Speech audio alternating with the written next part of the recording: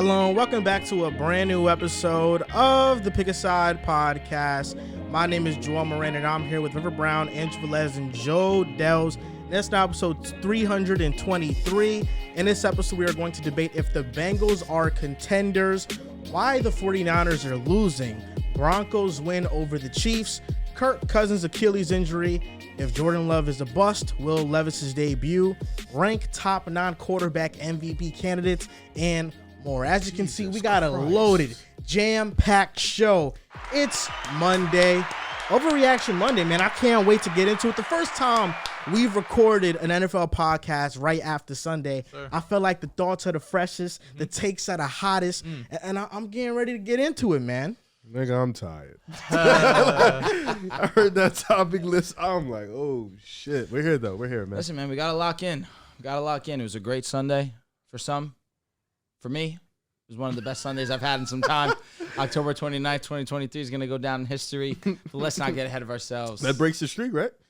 Maybe it does. No, most definitely it does. Riv, what the fuck? You living under a rock? 16 straight. We slayed that. Patrick Mahomes had this touchdown record. The most games in a row, active streak right now. Gone. See you later. Didn't even score a fucking touchdown. Talk your shit, twin. Just wanted to get you riled up. Shitting me? Just wanted to get you riled up, you know? And you went 12-3 on your picks. You had a great We week. balled the fuck out. We was tied, 12-3. No, we had a good week. And I think we both chose Detroit this week. Yeah. So either which way. So we're going to be tied at the end. 13 regardless games, of what impressive. happens. 13 games, impressive. It is. Giants, those fuckers, man. Crazy. I didn't pick them, but I wanted to. I told Dehls 2 weeks ago when I went, I think it was 12-3 on my picks that week. I said, Dehls, I'm heating up. You did. I said, Dehls, I'm on a heater. You know, once the NFL season is underway, you get a feel for what these teams are. You know, you're like, yeah, I got that winning. And past couple of weeks, you know, my word has been gospel. My word has been like John 3:16. My word has been I'm dead. Immaculate. Nah, but listen, this is an NFL show. We're going to talk about the NFL, but I feel like I just would it would just be a disservice to the fans if I didn't ask this question right here. Because, you know, we got a huge NBA fan base. We recorded a podcast, I believe it was Friday night. And, you know, that night we was talking about some Luka. And Luka goes out there, he drops a 50 ball, pretty much 49 points, 12 straight points, 12 threes. 2 games, Luka looks like he's front runner for clutch player of the year. And the Grizzlies are 0-3. I'm just saying. And they lost to the Wizards. Bro's taking the week 1 of the NBA season victory lap on the NFL show. Oh, you know it. Jesus, You know it. This You know, is the bar was low, but I didn't know you could go What about this the King low. 7 seed? I don't care if they win. I want them to win. They just beat your Laker, right? Your Lake show. That's why I'm here De'Aaron acknowledging Fox them. just got hurt, though. He is going to be ankle out for some sprain. time. Yeah. Sucks. And last year they had a lot One of of the healthiest health, teams. Mhm. a lot of health on their side. So, you know, that could definitely They threw derail it, the though. That's season. impressive. But I think they got the depth to, you know, stay afloat. I went back to that Grizzlies video and I commented back to everybody that talked shit 0-3, 0-3, 0-3. And then it was That's like, actually sad. they was like, oh, you're so shameless. I was like, I don't give a shit. If the Grizzlies are 0-3. If they had lost to 3 playoff teams, you got it. That Wizards one was the final straw. I wasn't saying that after the Nuggets lost. And Yes, guess you what? was. They lost to the Pelicans. They lost to the Nuggets. 2 teams You that are literally very said And then that they after lost the to the Nuggets Wizards. lost. And now tonight they're going to lose to the Mavericks. You know why? Because they got Luka freaking Doncic. And you slept on Luka, baby. You slept on Luka. You slept on Luka. You slept on That's a Luka. playing team, You slept bro. on. They're going to be more than that. Oh, no. We have Luka as a top 5 player in the world. We slept. Y'all slept on Luka, baby. Oh, God. This is sick. This is sad. This is you know, you can make your victory laps after 3 weeks. I mean, after 3 games. You remember when he wrote you the apology to the Bulls? Remember that? And Yeah, he said I it was do the remember biggest that. mistake of his life? Remember when he posted about the Kings after 2 games and lost? Oh, how can I forget that? Lost the war. How can I forget that? Listen, all I'm saying is I don't take victory laps in October. I end up winning in April, May, June, July. So Did you win this past year? I don't know if you did. no, unfortunately, I mean, didn't get Kings one. 2 years Warriors, ago, that you was a did. dub. No, Kings Warriors that was a big dub. dub. You That was don't a want to big take the dub. heat over the I was gonna Celtics. say the postseason for Mr. Moran. I had wasn't the Joel Embiid greatest. winning MVP. Who gives a fuck? What do you mean? He won it. That was my pick. I had the Heat going to the finals. That was a W. Nice. I know. You didn't. Did you though? You had them. You had the Bucks beating them. No, buddy. No, buddy. No. After they beat the Bucks, you had them going to the finals. Yes. Okay. After they beat That's the a W. team that they should have lost Listen, in the first people round. were pretty split on the next series. Everyone thought the Celtics were going to the win. Bucks were going to come back. Okay, so I can admit that. I know. I'm not over here saying Then you that, picked oh, the Knicks. yeah, I picked the Heat to make the finals I after did. they beat the first seed in the Eastern Conference. I'm not You saying didn't. that. You picked the Knicks to win. If you picked the You Heat picked the to Knicks. beat... Picking the Heat to beat the Celtics was impressive That was in a his big, own yeah, right. that was a big Okay, call. I know that, but if I was you... trying to steal my if you side. remember, Well, no, but I that's understand not what a he full also dub. Okay, meant. I didn't mean. That's okay, like okay. 75% dub. That's not a full Hey, dub. You're taking a double for 3 fucking games, and I can't take a double for that? The Grizzlies are going to miss Like, the what are we playoffs. doing? I can't get that dub. So the yes, one that matters. so yes or no? Grizzlies miss the playoffs, yes or no? No, they're going to make the play-in. I had them as a play-in team I regardless. said playoffs. I ain't say playing. I I said gotta see who playoffs. they playing. They're playing Oh, first. look at that. I had Look them as at a that. You had AFC them as It's a fucking regardless. October, bro. I had them as Like, an AFC regardless. Yeah, because you see Wemby out there? Oh, yeah. The Spurs will be above He has the one Grizzlies, win baby. against the Rockets. They're 1-1. They just got 40 clips. They're 1-1. They're get literally a smoked. 500 team. They right just now. No, got they're 40. not. No, they're not. They They're lost to 1-2. Dallas Oh, and they're they lost 1-2? to the Clip. Look at you. Okay. Watch some games. They just got their ass whipped last You caught night. me. You Yeah, I caught know. me. And you know who was locking up Victor? Embarrassing. It was Nicholas Batum. He was on his ass You slept all on night. Derek Lively, too. What the hell? I told you Derek Lively was going to be a problem. I don't think we told- slept on him. You did for sure. All I said was that 2 No, rookies. he is not said- gonna Trying do to it. grab Oh my God. random victories. He said Omax is starter. Omax hasn't played a minute, I think, this He season. started in the preseason. Fuck you for giving me false Well, he doesn't information start on this anymore. preseason bullshit Probably about doesn't start. lineups. No, I know. That's what I'm saying. Grant started. I'm saying, yeah. Because in the All right, preseason, both of them started. He hasn't even fucking sniffed the court yet. Lively's look good for sure. I would like to see him against a legit man. big. It's Tyson Chandler, baby. Yeah, I would like know to see him that. against a legit big. And you know, the first. last time the Mavs had Tyson Chandler, they won a championship. I'm They just had saying. also had Dirk, who is a And they have Hall of Luka Famer. right now. Luka's better than Dirk. Ooh. He's gonna go down better than Dirk. You know that. You know that. What are we doing? Luka's gonna go down all time. That's better not what than you Dirk, said bro. at first. You said Luka's better. better. That's what you said. And then you switched up when you realized it was fake crazy I've at the heard, moment. No, Luka, I've heard I think- far crazier takes on the You show. think that 100%. you think that Luka is not better than Dirk No. I think he will go down. He- better. eventually he will. Eventually, right yeah. now? Have you seen his stats in his first 4 years of his career? He's averaging 28, 9, and 9. He was KD before KD. Respect him. I don't really care about just Dirk the, was the KD bland before KD? stats. I'll be But honest. I'm just telling you. I mean, but Luka also Western Conference Finals in his third year. He didn't win that. Dirk beat the didn't win. Big Three Heat. Dirk has arguably the biggest choke job in NBA history, losing to an 8th seed as a first seed. Okay, that was in the past. Dirk is also before an he won actual his MVP. championship. He redeemed himself, but let's not Dirk is act. Yeah, an in the MVP. most epic way possible. If we're Dirk is an if we're- MVP. If we're comparing Dirk's I'm first not happy couple with of that. seasons Compare them. to Luka's first couple of I'm seasons, not gonna Luka do clears. that. You But that's could not- but compare. that's not how you- that's not You how could you- compare Dirk's first 8 seasons. Luka's That's are not better how right you, now. But that's not how you measure players. You don't just take a portion of their seasons and compare it to Okay, a so portion how of you their measure seasons. them is that if you were building a At team their right best and now at their best. and you're taking Luka at his best or Dirk at his best, you're starting your team out with Dirk. Well, I don't think we've. telling me. I don't think we've seen Luka at his best. But even right now, I would that's, take Dirk at his best. even if we haven't seen Luka at his best right now, that's a pretty high. And Dirk Bar. is a high bar. No, I know he Dirk is. is like a top 30 player. I know Luka right now is playing at that type of level, But he's not that yet, because doesn't have the longevity. which is I'm why talking we're about just Pete for saying Pete. to wait. You're trying to jump the gun. Well, I don't want to jump the gun. I would like to let Luka play his career out. That's all. At least get MVP fucking P first. There are So then we players- can talk. there are He don't players- got Get to the shit. finals. He don't even got Get shit to the right finals. There are now. You players talk about that some numbers. He ain't got shit. they're like, if right now we're making a ranking like all-time list, Dirk is above Luka on all-time list. But I think as players, Luka's a better player than I Luka. mean, one's a big, one is a guard. I don't know. Luka's a better player than Dirk. That's what you're saying. Yes, that's what I'm saying. I'm not. I never say he ranked higher than him all the time. I'm just saying I think Luka's a better player. One's a guard, one's a big.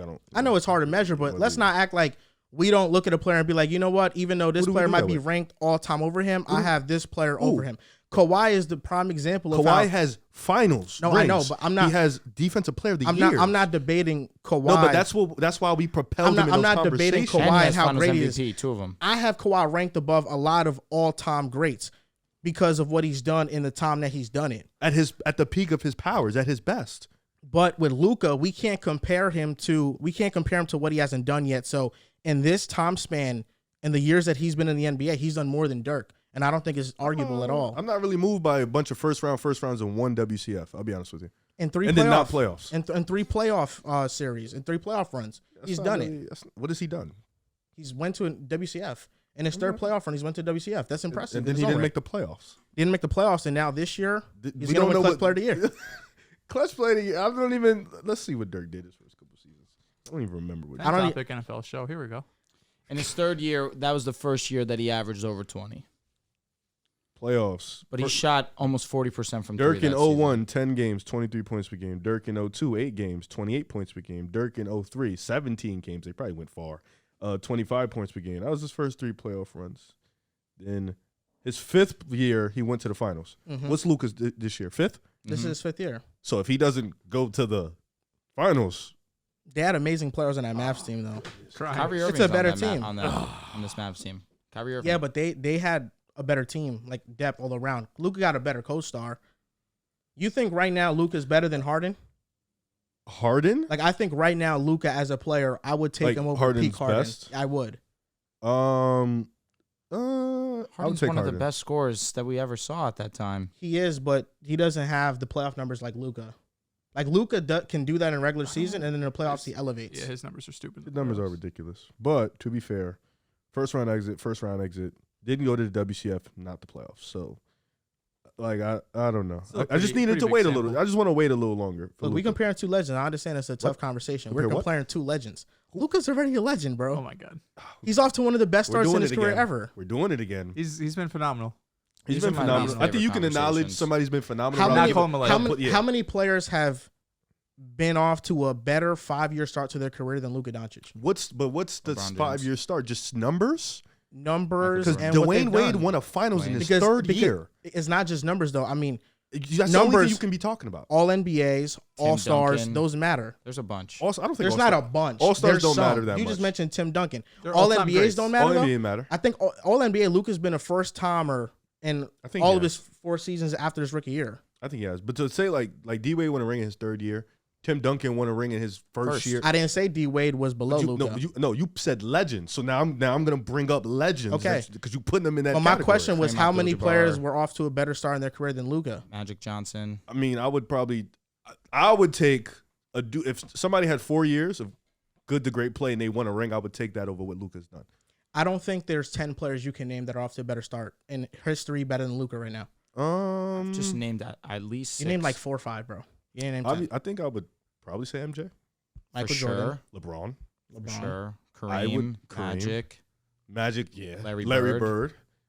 All the fucking legends. Yes. yeah. So I Duncan, would Wade. personally take Tim Duncan's. 7. definitely. I would take D-Wade's because of the ring.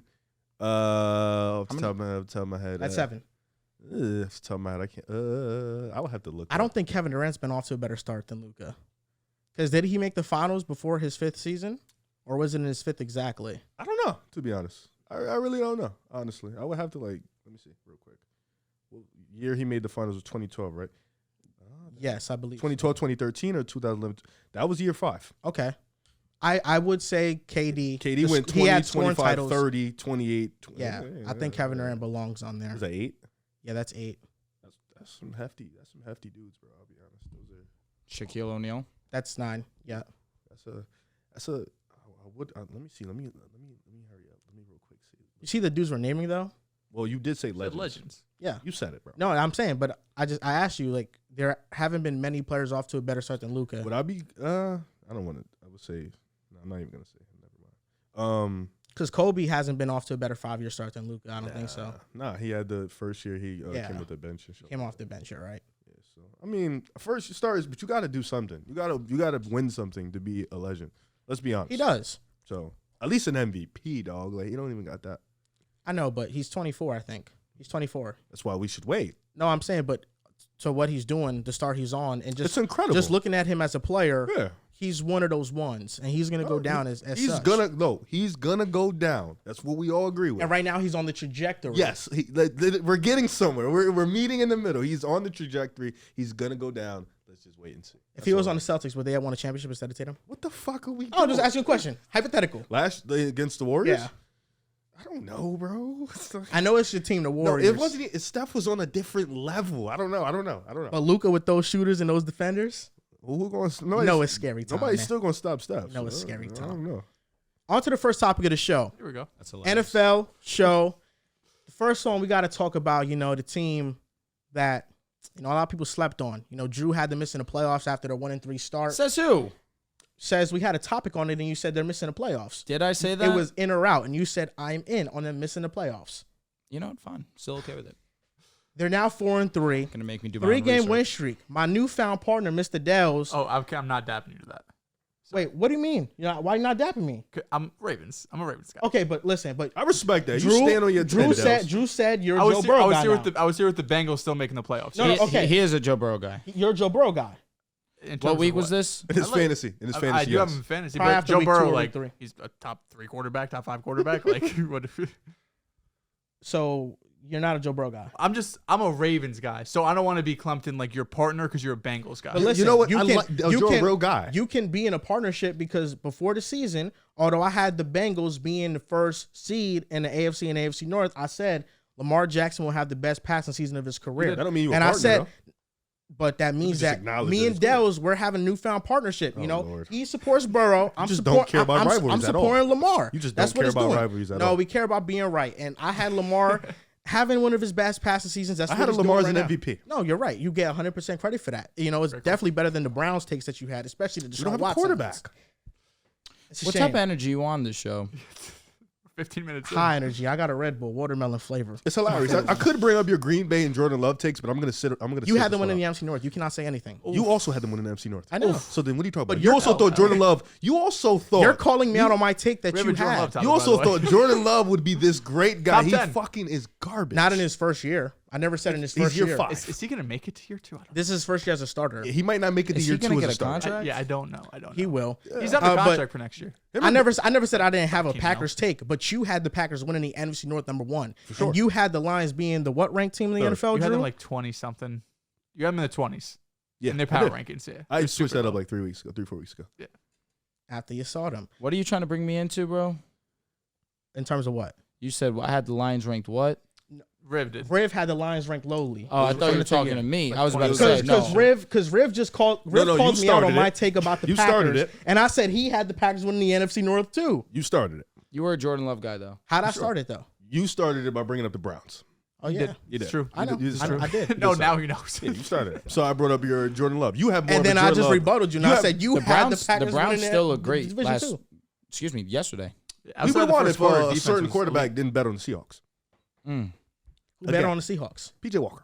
Oh my goodness. I'm dead, bro. Are the Bengals contenders? They've won 3 in a row. They just beat the 49ers 31-17. Listen, Dehls, I'm Started up, going to Red hand it Bull. off to you. You know, I think you were on the flip side, whether you wanted to take the Bengals or 49ers.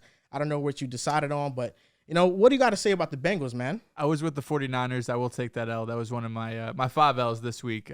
Hoping Detroit pulls it out tonight. But Bengals are absolutely contenders. You know, I think if you look at our preseason expectations compared to where they are now at 4-3, I really think the only thing we got wrong collectively, because we were all high on the Bengals, obviously, was just the extent of Joe Burrow's calf. You know, he went back to practice in training camp 2 weeks before week 1. If you're going to return that soon, you're a franchise quarterback. I think everyone's expecting that you're going to be fine. You know, maybe there's some limitations for the first couple of weeks, but overall, we shouldn't see this massive impact. Did you find it? Because we were talking about whether the Jets would be a playoff team or not, and that was after the Jets. What are you looking for?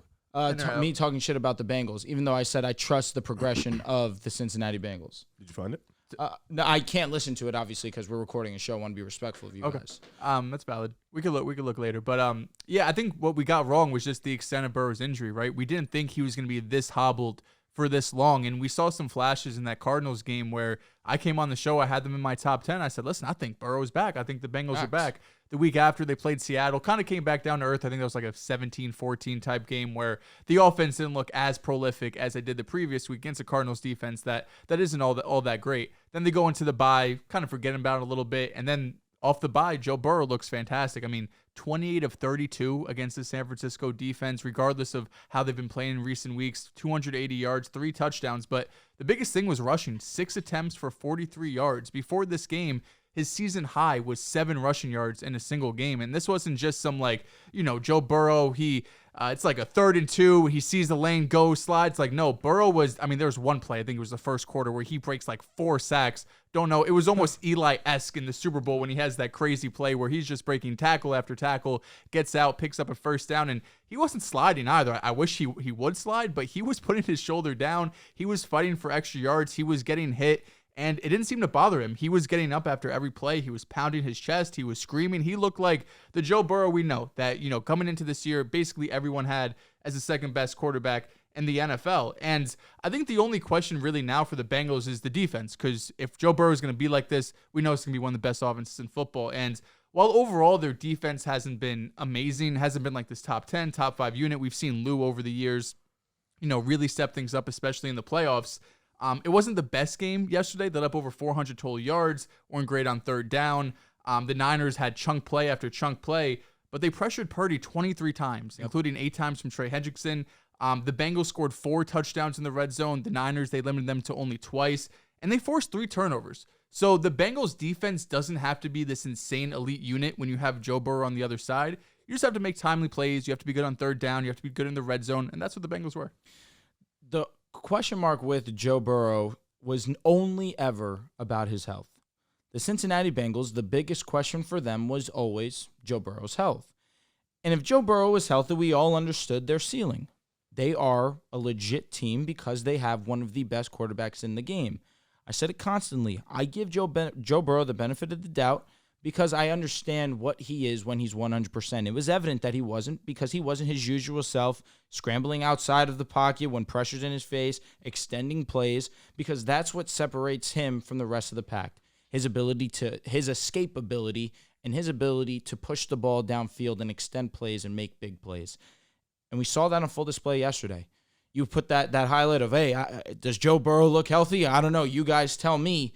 He definitely looked his most self so far this season. I feel like we start to say that every single week. We said that after the Cardinals game, and here we are now saying it again against the San Francisco 49ers, again, one of the best teams in the National Football League. This offense was clicking on all cylinders. We saw Joe Mixon have himself an efficient game. Yeah. We saw Jamar Chase look like Jamar Chase, of course. We've seen that throughout the season. But again, it was great to see it paired with the rest of these guys. T. Higgins had some nice catches. Tyler Boyd got into the end zone.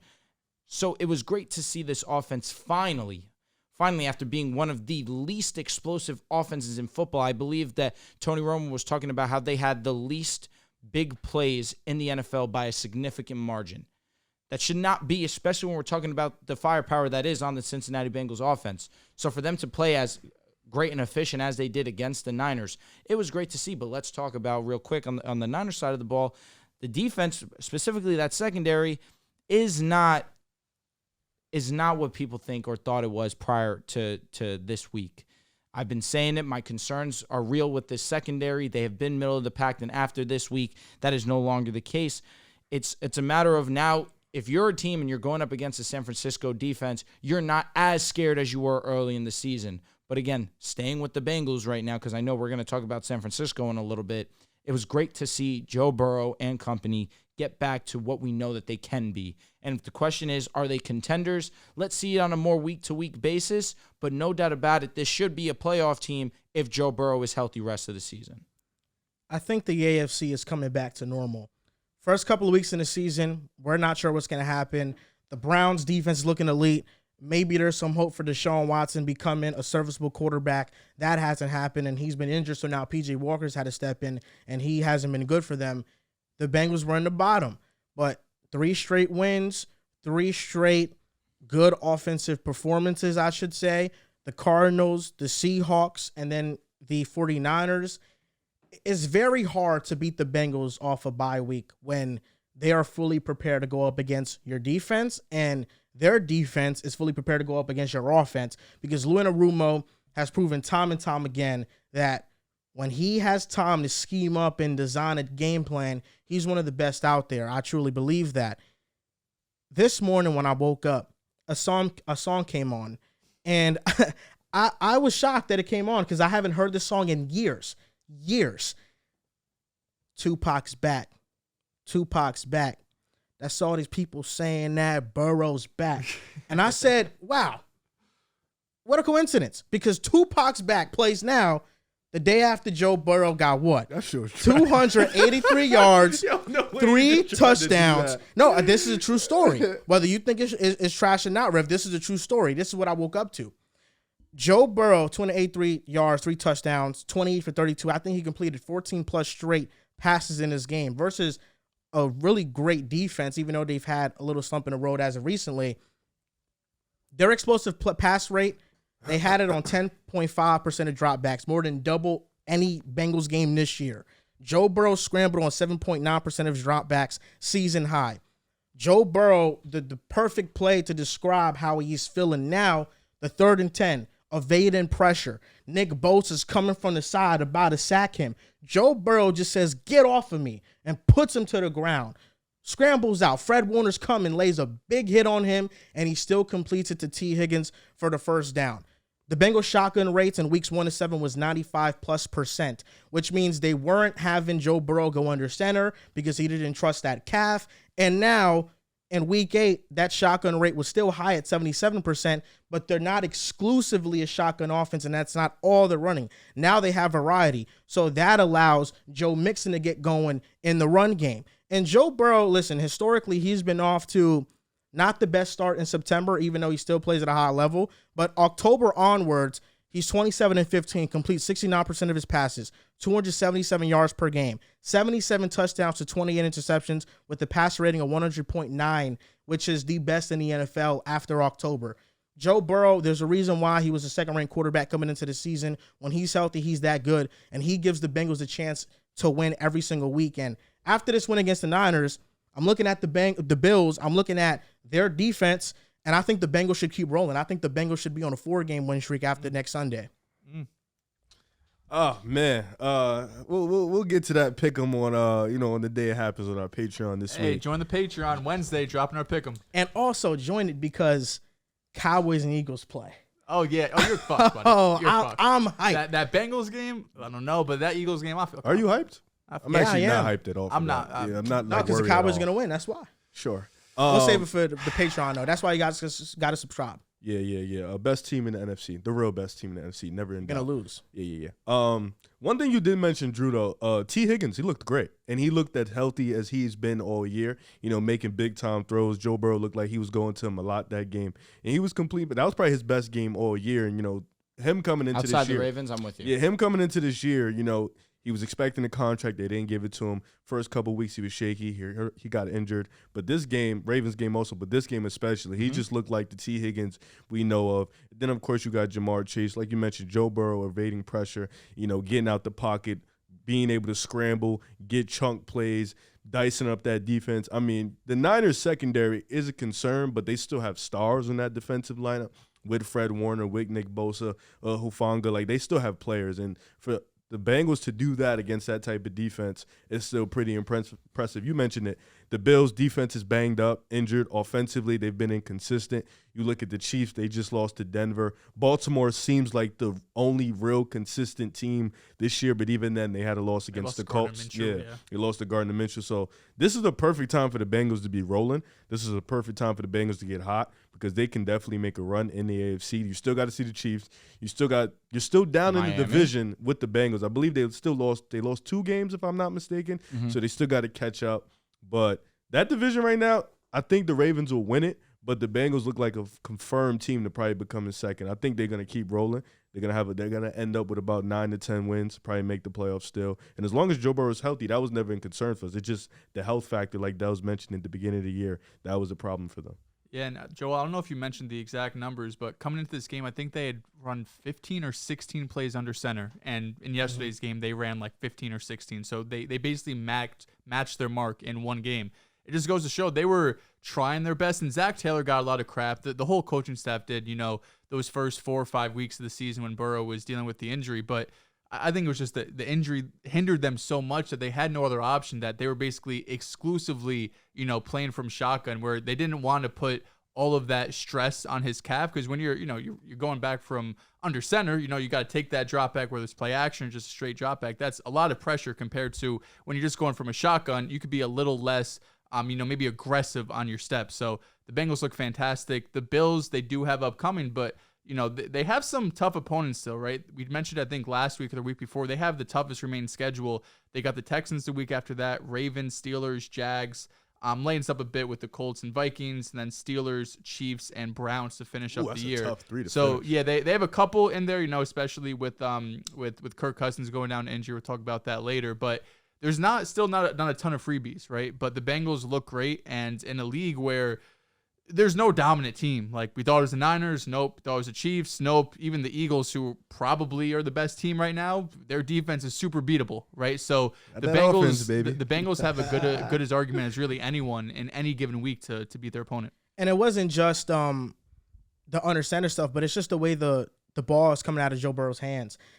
Even outside of like evading pressure, just the power he can now have in his throws.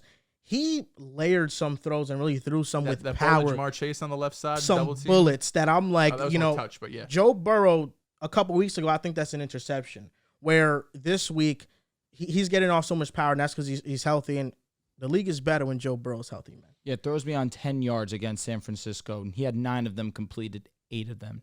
He was super efficient with the ball this Sunday. I mean, if he's healthy, you know what you're getting from Joe Burrow. That's never in question. But let's see it more on a consistent basis, talking about that defense, because we've seen the defense look solid against Seattle, had some key stops against San Francisco where for the bigger picture, maybe you want to be more effective. But again, you turn the ball over timely, so you really can't complain all too much. But that Seahawks game, they really showed out. And an interesting note with the Bengals defense is that Chidobe Awuzie got benched. Right now, their 2 starting outside boundary corners are Cam Taylor-Britt, the second-year player, who I think has been phenomenal this year, and DJ Turner, their rookie, who had one of the fastest 40 times. So they're prioritizing athleticism, and they're trusting these guys to get better throughout the year, and I think growing pains are going to come with it. With every winner has to be a loser. The Bengals won this one. They needed to win this one. You could say the 49ers needed to win this one, coming off a 2-game losing streak. Nice. The 49ers this game. Drew, early in the show, you said that you needed to say something about the 49ers. You got a takeaway that you want to say, and I'm interested to hear it. I'm intrigued right now because I don't know what's about to come. All I'm talking about strictly is this secondary is the biggest weakness of the San Francisco 49ers. We've seen teams be very effective, of course, back-to-back, where we saw the Vikings pass all over them. That was more a rare performance where they weren't getting any pressure on Kirk Cousins. Let's credit the Minnesota Vikings offensive line there too, for sure. But then going up against Cincinnati, we just saw Joe Burrow pick them apart. I mentioned it. Past 10 yards, he was 8 of 9. He had 2 of his 3 touchdowns past those 10 yards on those throws. So again, going up against higher level offenses, that's where you start to have your concerns. Now, I say that in the bigger picture where when we're talking about the NFC and we're talking about a team like the Philadelphia Eagles or of recently we've seen the Cowboys pass offense be great against the Chargers and now this past weekend against the Rams. And you have to respect the Lions and their pass offense as well. I say that with the idea of if that's going to be their weakness, we know that they can get some pressure. But Philadelphia, they have one of the best offensive lines. Detroit, we saw the Ravens get after them. But for a majority, we've understood how great their offensive line is. And Dallas, with the way that Dak Prescott has been playing, although did look terrible against them the first time and the only time that they matched up this season. But I say that with the idea of the biggest takeaway for me from this one was that their secondary needs to get better if they really want to have a chance at competing for the title at the end of the year. I think that's a fair takeaway. But when you look at the top teams in the NFC, the Philadelphia Eagles, what's their biggest weakness? Secondary, but secondary, but I think Byard definitely helps them. What's the Cowboys' biggest weakness on defense? At this point, yeah, you can say that, secondary. What's the Lions' biggest weakness at this point? You're making excellent points right now. Every team in the NFC got a weak secondary at the top. It's vulnerable. And that's why you need a quarterback that can take you out of these games now and win them. When it comes to the 49ers, what I think the biggest problem has been a plethora of things. I think the main thing has been Brock Purdy turning the ball over to this point. That's been one of the biggest things. The second biggest thing is the secondary, like you mentioned. The secondary is not able to hold up, and that's because outside of Charvarius Ward, it's Lenore and it's Oliver, 2 corners that I don't think would be starters on other teams. And then it's the offensive line. Trent Williams is the only serviceable, really good lineman on that team. The rest is terrible. And then after that, everybody else isn't that good. They had a bottom 20 offensive line with Trent. Without Trent, it is still there, because he makes up for the left side, which is the most important side for the quarterback, the blind side. But when you're getting interior pressure, it's hard to play quarterback when you're facing that. The offensive line allowed 12 pressures. The Bengals defensive lineman had 22 total pressures because they were blitzing a lot. And Brock under pressure was 7 for 13, completed 54% of his passes, 111 yards, 1 touchdown, 1 interception. The defense, the last 3 games, the yardage, they've allowed a lot, 334, 452, 400. the teams have scored 19, 22, and 31 points. But that's the thing with the Niners is that they do have some weaknesses, but I can honestly say that I think their weaknesses are outside of the Eagles, a more of a strength than other teams because they're not paying their quarterback anything. Brock Purdy makes nothing. Brock Purdy, in one game, half of the NFL quarterbacks make more money than him in one game than he does the entire season. He's still rooming with somebody. That allows the Niners to build out this team and have a bunch of all-pro and pro bowlers. That's why they went out and they got Javon Hargrave in free agency. They traded for CMC. They're able to make these moves because they don't pay the quarterback much. With that being said, Kyle Shanahan can only do so much. He's not perfect. He has bad play designs. Nobody's perfect. But he is a offensive coordinator that has gotten the most out of quarterbacks before. Jimmy Garoppolo is the biggest case study, but even with C.J. Beathard and Nick Mullins, although they didn't play quarterback at a high level, they played above what their skill set is, in my opinion. And I think Brock Purdy, the first 5 weeks, he had a great start, and he got away with a lot of mistakes that didn't show up. And then these last couple of weeks, he's turning the ball over more. He's still top 5 in turnover-worthy play percentage, turnover-worthy plays. He's turning the ball over more, and that is starting to show up. And against the 49ers, when you're the quarterback, you just have to play mistake-free football and rely on that defense. Because if you give the opposing offenses more opportunities, they're going to score, especially when we're talking about the Bengals. That's why I said a couple weeks ago, the 49ers will only be judged by really one game this year. And it's going to be their biggest game of the season.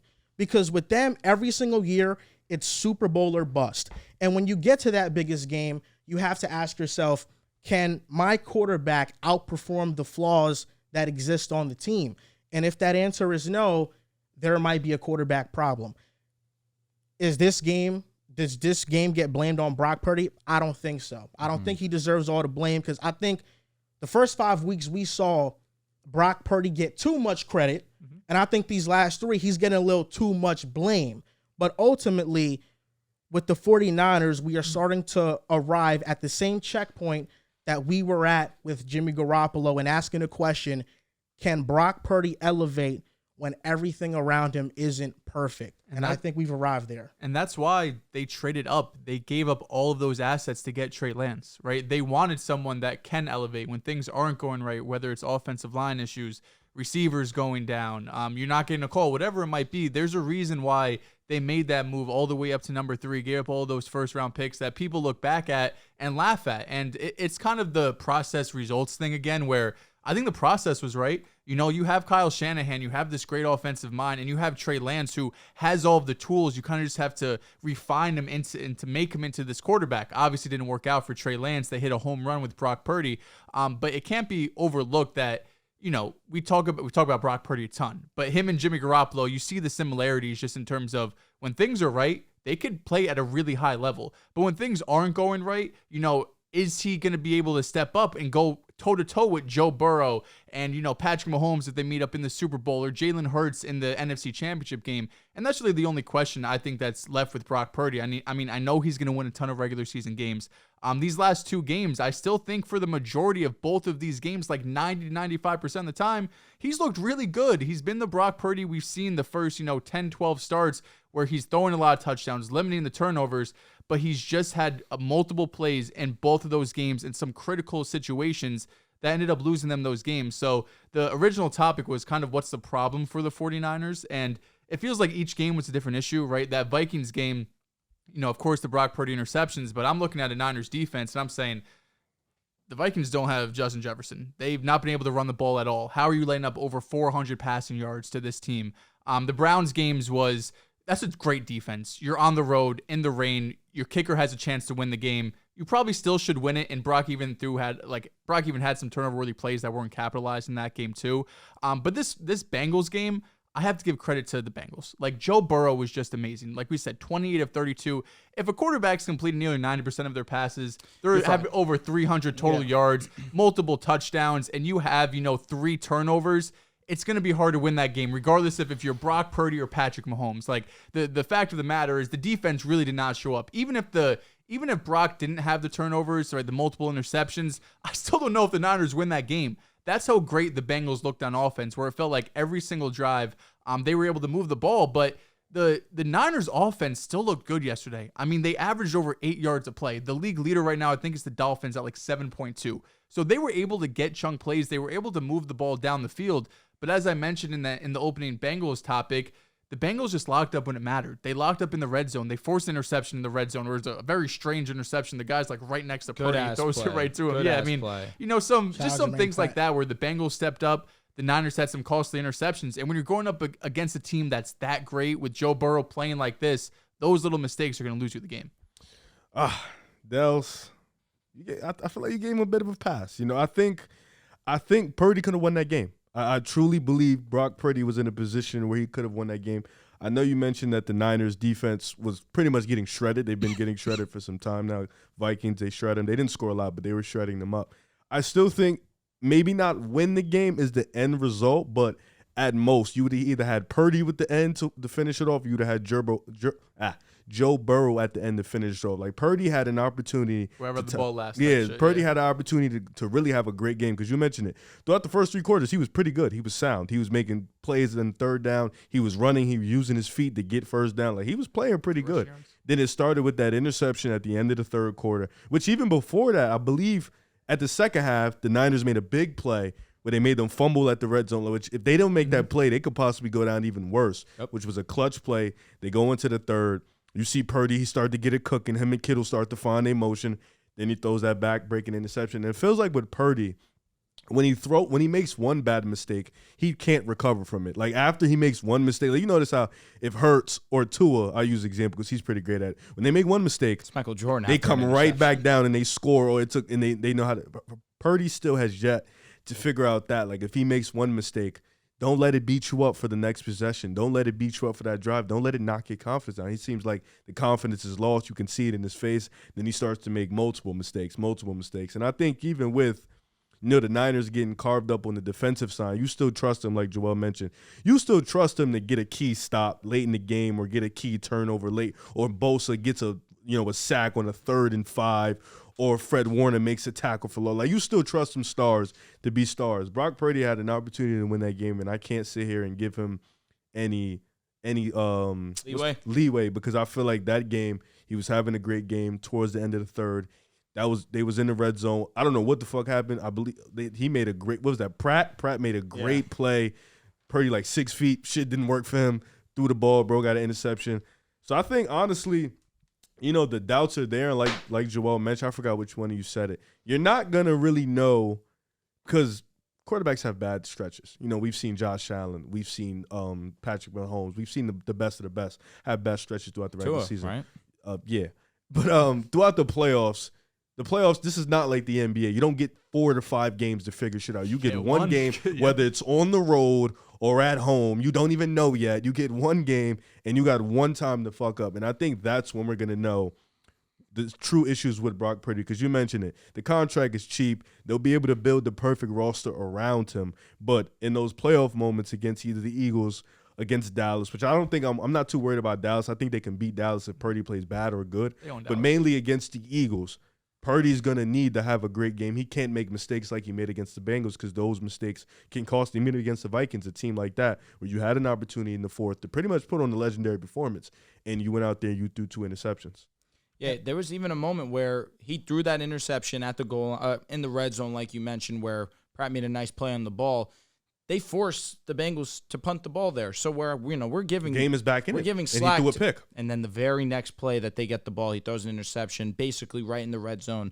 They needed one play. They scored a touchdown. So you're right, Riv. There was definitely opportunities for Brock that he could have capitalized, where the defense was getting gashed almost what seemed all game. The defense helped him out, bailed him out there, put the ball back into his hands. That's where he needed to pick up his team, and he didn't do that. But again, it's a tale of two sides. You're right. Brock Purdy, where the defense, they gave him one opportunity to mess up. They did.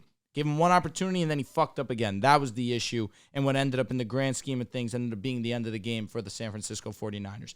But in the grand scheme of things, there was also a drive after he threw that interception where he was great.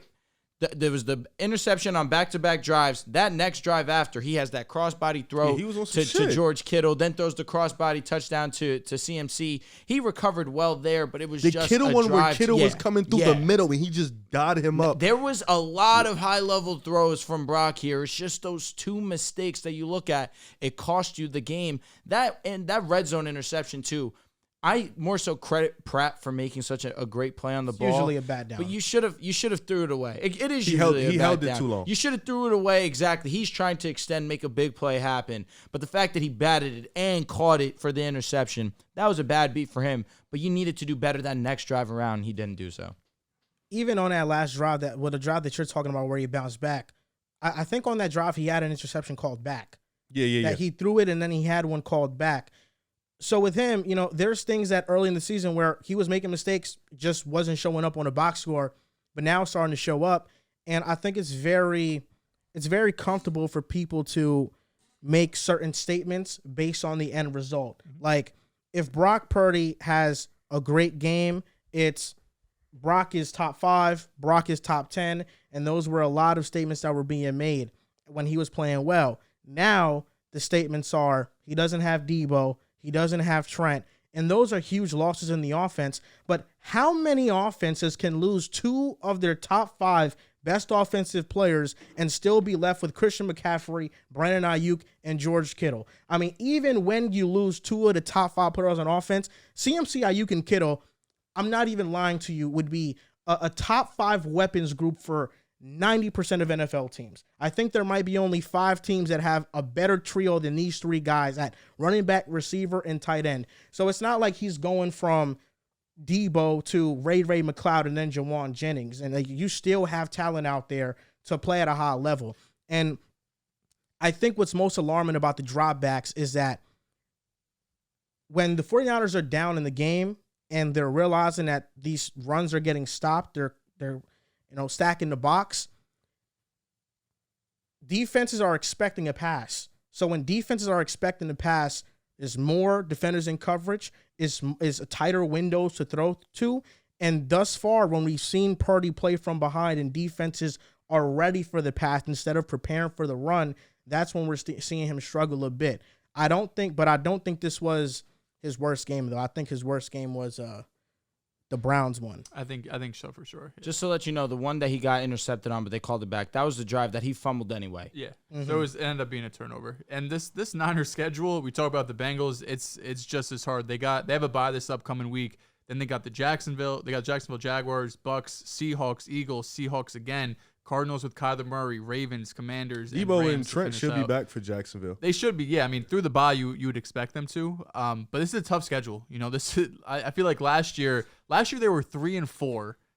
Then they won 9 in a row, right? I don't remember their opponents off the top of my head, but my guess is they weren't this difficult. The NFC was pretty terrible last year.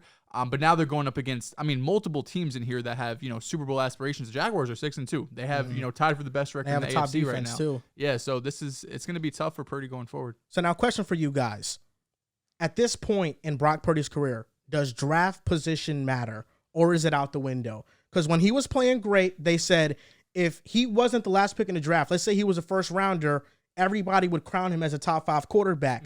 But now that he's having a rough stretch in his career, everybody's saying, well, he was the last pick in the draft. You shouldn't have high expectations for him. Does draft position at this point in time matter for him? Riv, I know this question is more so for you, but I'll give my opinion.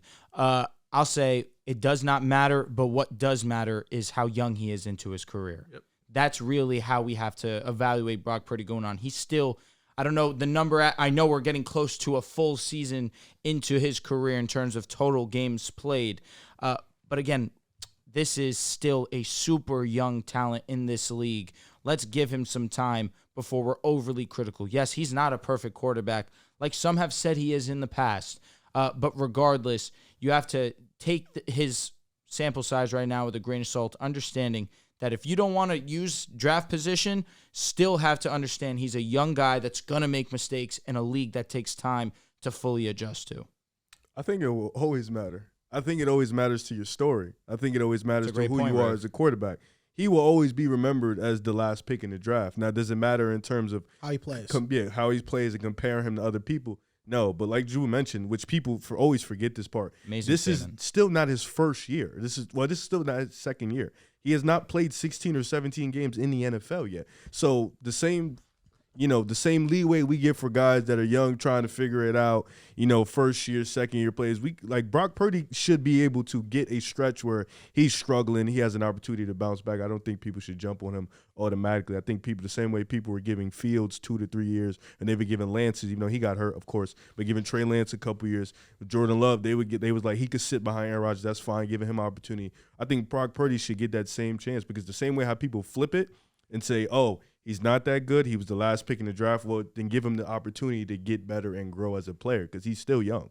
I think it's the age, but it's also the expectation. There's not many rookie quarterbacks that come into a situation where you're expected to go to the Super Bowl, right? Jalen Hurts is probably one of the few. I mean, it took a couple of years till they were in that Super Bowl expectation. But yeah, I know. But Joel, that was, last year, that was the biggest question was, we know this Eagles roster is loaded. It's, can Jalen Hurts elevate and get them over the top? It's the same thing for Brock Purdy, where he's a super young quarterback. We should still look at him as this young quarterback, but the fact that they have this expectation of, you have to go to the Super Bowl, you have to perform in the playoffs. All of the other young quarterbacks, we're not asking that for C.J. Stroud, for Bryce Young. Now, given, of course, those teams, offense and defense, nowhere near the talent of the 49ers, but he also has this expectation that he has to uphold. I think that's a great point. The 49ers can't wait 2-3 years to know if Brock Purdy's a guy. Yeah. Like, he has to show more in a limited sample size than any other young quarterback, or else I think they're going to look for an immediate upgrade to up their chances, because right now this is the window for them.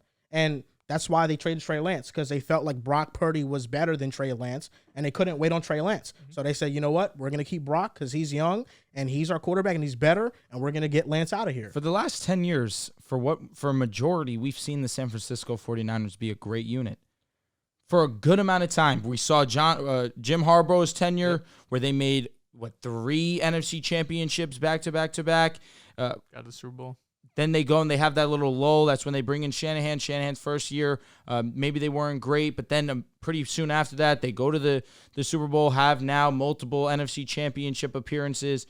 It's like, hey, let's trust the front office of the 49ers, because for the last 10 years, what they've shown you has been great football. You forgot a huge chunk where they were ass. It was like they were garbage for some years. Because let's say in the last 10 there, like years, 20, it was like 2 or 3 years. I was gonna say the last. I would say 4, because they hired Chip Kelly, and I think he was the coach for a while. They hired somebody else. Kyle Shanahan's first year wasn't all that good. Shanahan's first year took over in 2017. His second year, Jimmy got hurt, so they had a losing record. Yeah. It's really been these past couple of years, but CMC in 3 years is not going to be the same player. Well, they went to the Super Bowl. There was a 5-year lull between 2014 and 2018. Okay. In 2019, they went to the Super Bowl and lost. They hired Tom Sula. Tom Sula was their head coach, and then Kelly for a year. Then Shanahan took over. Listen, 4 years is definitely a good amount of time where if your team stinks, you'll be upset. Shit, I'm going on year 7. Hey, we're on the up, though. Yeah. We're on the up. But again, I understand that struggle. They're very Celtics of the NFL, where they're in it. They're in the conference championships. They get to a couple of Super Bowls, but they haven't been able to get that ring. Football, it's hard to sustain excellence. And for a majority, that 4 years is a good amount of time. But still, again, if I'm a 49ers fan, I guess I'm not happy because we haven't won, honestly, but you could be worse. This loss showed us what we've all known. The Eagles are the best team in the NFC, man. Can't lose. It's just, what are we doing here? Like, this has always been a fact from week 1 to now. In the offseason, it was never about Dallas. I need Hurts. It's never about the Niners. We don't have an Eagles topic, but, bro, the Eagles pass offense, that nobody shit is can elite. stop us. Julio scored. AJ Brown's had some crazy Julio shit, man. scored, dog. It's lit. Smitty had almost 100 yards. What's been amazing. And Smitty ain't been getting targeted for real. Wait till you get back in the motion. What's been amazing is seeing Jalen Hurts. Oh my God, Steph is doing shit. Bro. Did you see Jordan Poole? The bullshit that he did. He's going out in transition. He's just dribbling the ball behind his back, just like mad nonchalant. Turns around, shoots the ball, air ball. Oh, I seen that shit. I almost threw the fuck up. You should be throwing up at Reef stats right now. Yeah, he's not been doing good, but he'll be okay. No, it's very mute over generational. There. Hey, remember what they said about Poole's year? You know what I'm saying? I want him to keep the same energy. He most definitely was giving us generational efficiency in the WCF. We can't ignore that. But what's been amazing to watch with the Eagles and Jalen Hurts is that they question him as a passer, and now he's dropping back in terms of total numbers with the best of them. Mahomes, Trevor Lawrence, and he's putting up video game numbers week to week. He's been phenomenal as a passer. He's not healthy. Like he's running with a limp. I don't know what it is because he's practicing. There's no limited. He's been full in practice, but whenever he's going out on game day and he's trying to get away from a defender, it's a limp to the sideline. Yeah, we're not going to win this game. And I credit that. When you have a quarterback that's going out there fighting through an injury and he's playing, giving his team his all, even after they've been paid, you pay your respects. There's a quarterback in Cleveland that got guaranteed money, got hurt, could play through it, not playing through it because of the pain. How do you know he can play through it? Throwing shoulder. He was cleared, but he wasn't practicing. He was medically cleared, but not football. I don't know what they said. Again, throwing shoulder, not ideal. We just saw a guy get shelved. And Baker Mayfield almost ruined his career doing that. I know, but so don't give me at that. least I pay him respect for what he did. Yeah, but you don't. But he played like shit. No, would you rather him go out there and play like trash? Would you rather ruin Deshaun, the chances of let me the ask you a team question, winning? Joel, let me ask you a question. If your son was playing in the NFL and he got hurt, but he was medically clear, would you be sitting here like, "Oh, you're not tough, bro. You're not playing right now"? That's my son. That's my son, though. That's no. It's you're more protective over your kids. It's not even a protective thing. I would also you should knock him because if he can't throw, he can't throw. I would also let my son make that decision. Like he's gonna make that decision himself, and I think the decision you make is indicative of your character. All right, so I agree with what you're saying. Yeah, I would let him make that decision on his own too, but you still wouldn't have an opinion on it. That doesn't make you. I would have an tougher. opinion on it, but this is the thing. Josh Allen last year played through a UCL injury in his throwing shoulder, I believe. Did he not? I believe that he did. He did. In his throwing shoulder. Yes. UCL is your forearm.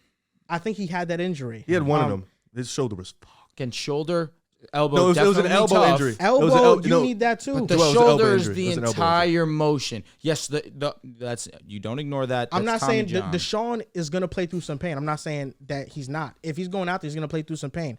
Last year, Justin Herbert, I think, had his ribs readjusted. He played after that. Josh Allen had an elbow injury. He played after that. This year, Jalen Hurts, he's playing through an injury. Josh Allen has been banged up these last couple of weeks. He's playing. Football is a violent sport. But I'm not gonna just because Drew plays Drew plays with an injury and Dehls doesn't make him not tough. He just is tougher, which is fine. But that doesn't make him not tough because he doesn't want to play with an injury. With how important every single game is in the NFL. You just He's mentioned would you want this quarterback to ruin your chances? The player right now that's playing is PJ Walker. If I'm the Browns, at least for the image that you thought Deshaun was going to be, I'd rather have Deshaun than PJ out there. The Even Browns Deshaun are the ones injured. who are not letting him practice. They were the ones doing that. Yes, he was cleared, but there was still something a report wrong. that just came out that said that there's a very weird situation going on in Cleveland. Because he just got hurt again. There's a lot of miscommunication between the front office and Deshaun Watson. Of course. There's a lot of miscommunication. He did not last week. The game before last week, he got hurt again in that game. And even if you are not going to knock Deshaun for not playing, I think it's telling that the quarterback before Deshaun Watson, in his final year in Cleveland, he tore apart his whole shoulder. He needed surgery to play. Baker's he tougher. got another injury. And it's not just about that. It just kind of shows how much you care. I mean, it shows how much you care about the game. I think it does. I don't think so. Baker was in a situation where he didn't have any guaranteed money. Whether Deshaun Watson plays like shit or not, it doesn't matter. He's getting paid the same. He could play like shit for 2 years. That shit will not matter. He's still going to get $230 million guaranteed. He could play like shit this year and next year and bounce back the final 2 years of his contract and then get a contract after that. He has time to be bad. But he has a major disagree. contract. Now I'm with you here. Now, if you're the Browns and you have already invested millions and millions of dollars, one of the craziest contracts we've seen a quarterback get. Be craziest, probably. Are we going to be okay with sending him out there while he's not 100%? He's not playing the best football that we know, or he has shown he could play. Whether you want to say he'll be back or not, that's a different conversation. But then send him out there, him be bad, him ruin your chances of winning, and then also the possibility of re-aggravation. Now we have a potentially where he's sitting out the entire season, like we see with an Anthony Richardson, who had a more intense injury to what we're seeing Deshaun Watson have. That's where I kind of get caught in the middle of it, where I understand where you're coming from, a toughness factor. We just had this conversation on the Fantasy Reaction, where is Matthew Stafford going to play next week? Knowing Matthew Stafford, he's playing. Matthew Stafford has a highlight where he tore his shoulder and threw a touchdown pass after. And he's a fucking legend for it. But again, people play with different pain tolerances. And again, that could be different from if you're the Browns, You've invested an insane amount of capital into draft picks and money into having Deshaun Watson be your quarterback. If this injury takes 1 to 2 more weeks where you need him to heal and you still have a chance of winning ball games with your backup quarterback, which they do. Which they've shown against the Colts where they skated away a game, and then against the Seahawks where they almost stole one. So if they could do that, and then they had the game. Allow your quote unquote franchise quarterback to get healthy in that process, I don't think it's the worst thing. If you want to judge Deshaun off that, I understand. But again, let's think of it from that perspective of they don't need Deshaun right now at this current moment in time where his timeline of being healthy is almost done. I think you make a fair point. When Deshaun Watson got traded to the Browns and he got that money, what is the standard that we hold him to? Of course, we're talking about a top 5, a ceiling the best quarterback. of the best. Yep. What do all the best of the best do? They play through injury. Well, the standard is dead. Joe Burrow played through his calf. His Achilles could have popped at any moment. He took that risk. That was stupid, though. Can we agree? I think you could say it was stupid, but he took that risk, and what's the flip side of that? It didn't happen, and now the Bengals are in this position. Again, prayer, thank God. There's always another side to it. There's always another side to it, but all the top quarterbacks play through So that makes Deshaun not a man because he don't want to. I'm not saying it doesn't make him. I'm not saying it doesn't make him not a man. I'm saying it shows his level of care for the game. Let me help with a great example right here. I Robert disagree. Griffin III had that knee injury going up against the Seattle Seahawks. But what's the thing? Robert Griffin was the rookie of the year. He was unbelievable. He wanted to be out there with his guys. The team. It was a playoff game, one of the biggest games of the season. I get it. You had to throw him out there. But now what's the flip side of that? He stays in the game. He tears his ACL. And the story of Robert Griffin's completely... Look, I get goosebumps thinking about it because that's the risk you take when you get onto the football field. And you respect resiliency and toughness for sure. But at a point, you could have that type of event where we look at Robert Griffin's career totally different now because of it. I love RG3. That year, he won Rookie of the Year. Shanahan had a great design for him. After that Rookie of the Year, all of his coaches moving forward try to make him into a drop back passer, and he couldn't succeed because he wasn't a drop back passer. I don't think he couldn't succeed because his knee was still messed up. I think he just wasn't a drop back passer, and that athleticism he had was not what it once was. You can point to that injury. He was one of the best athletes that there was his rookie season. You can point to that injury being a turning point. I think losing Shanahan the year after played a huge part in his career trajectory and the different OCs that he had, because Kirk Cousins came in there and he played solid football. You know, it's Robert Griffin couldn't do those quarterback things that he wasn't doing his rookie year. His rookie year, he was never a traditional drop back quarterback. It was a lot of schemed up stuff, and it was exceptional. But what I'm saying is that I think it shows something. When all these top guys are going out there and they're playing, whether it's stupid or not, football is a violent game. You talk to any NFL player, you look at interviews, they all say, shit, by the end of the season, everybody's playing through something. That's a fact. There's nobody playing through nothing. So Deshaun Watson, I'm looking at him, and the Browns don't got the AFC locked up. A couple games could drop them all out, and those are a couple games Deshaun could have been there for to will his team to victory. And listen, there was a quarterback in another game where he wasn't injured, but he was sick. Patrick Mahomes and the Kansas City Chiefs go up against your Denver Broncos, Drew. I'm sure some people would say he was sick. Yeah, he was under the weather. He pulled right? Sunday morning pops up. Patrick Mahomes suddenly questionable on the injury report with an illness. Shout out to the Chiefs for telling us instead of the Falcons not letting us know about Bijan. But Drew, big win. What were your thoughts? What were the emotions? We needed a live feed in your house to see that game because I know you're going crazy. It was my Super Bowl. It was. And I said it, and I say that shamelessly. I don't care. I know we're not playing for the bigger picture at the end of the season. I understand that. But I'll say this. For years and years, I've looked at that Kansas City game, and the back of my mind knew the result, but always that part of me felt I was hopeful. This year, I had strong belief. We were going to play in Kansas City. That wasn't going to be the one. But from what I took away from that game is, hey, our defense looked pretty solid against one of the league's best offense. Now, I'm going to ask you guys to get off your phones while I'm having this conversation because this shit means something to me, man. Please, do me that favor and respect me as a man. So, for the fact of sitting at this table and we don't have to think too much about this one, man. It's just we chalked the Chiefs up there. You didn't know what this game meant to Denver and the players on the team. And so you see Russell Wilson, he goes and has himself an efficient ball game. Maybe got sacked a couple times, but 3 touchdowns. Go look at Patrick Mahomes and what the Denver Broncos defense did to him. Longest active streak of consecutive games throwing a touchdown pass. That ended this Sunday. 16 games in a row playing against the Kansas City Chiefs. That ended this Sunday. Longest streak in NFL history where trailing in the third quarter, the Kansas City Chiefs come back. I believe it was 9 games. That ended this Sunday. Our defense was incredible. For them to limit Patrick Mahomes the way that we did, it was fantastic. 5 forced turnovers, 2 INTs. Did have Patrick Mahomes fumble the ball. Our defense really has shown out these last 3 weeks, and it's really been at the forefront of our victories. So it's been excellent to watch, to sit there and watch us beat the Kansas City Chiefs. I said I needed 3 games this season, right? I guessed the Bears, right? I really didn't want that, but I had it. The Jets, that one was bittersweet. And now talking about the Kansas City Chiefs, this one means by far the most to me. But again, the question was takeaways from this game, right? Let's talk about the real takeaway. Yeah, we could talk about how Denver's defense has definitely turned things around these last 3 weeks, but the real conversation should be this Kansas City Chiefs offense is not what we were expecting.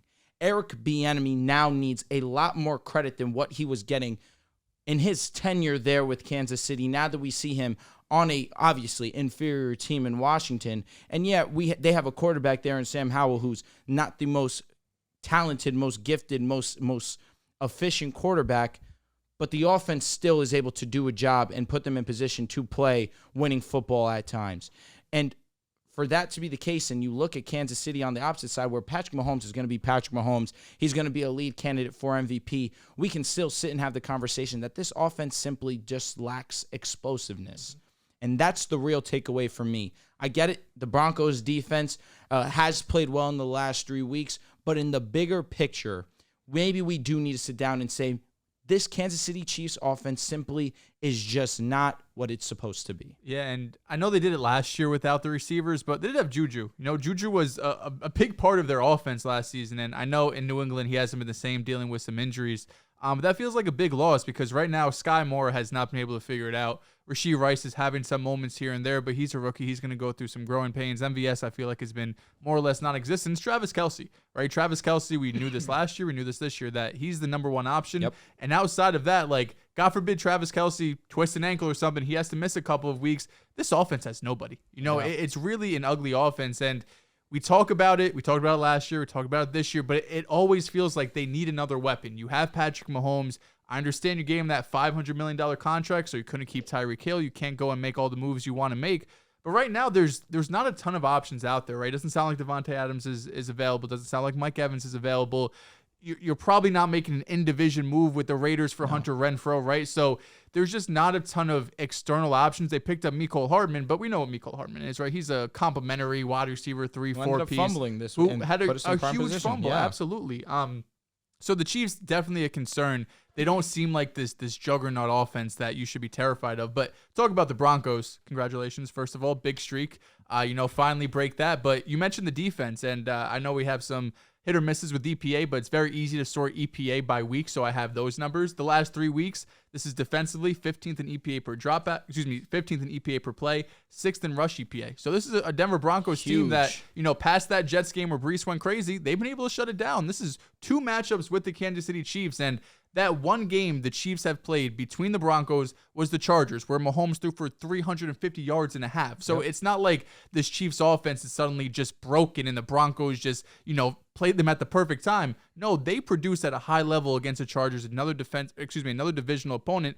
But the Broncos their defense is playing really well right now. And I know there's some, graphics out there comparing Mahomes and Russell Wilson, because if you look at touchdown interception and passer rate and all of that, it's like, they're like, oh my God, Russell's having a better season.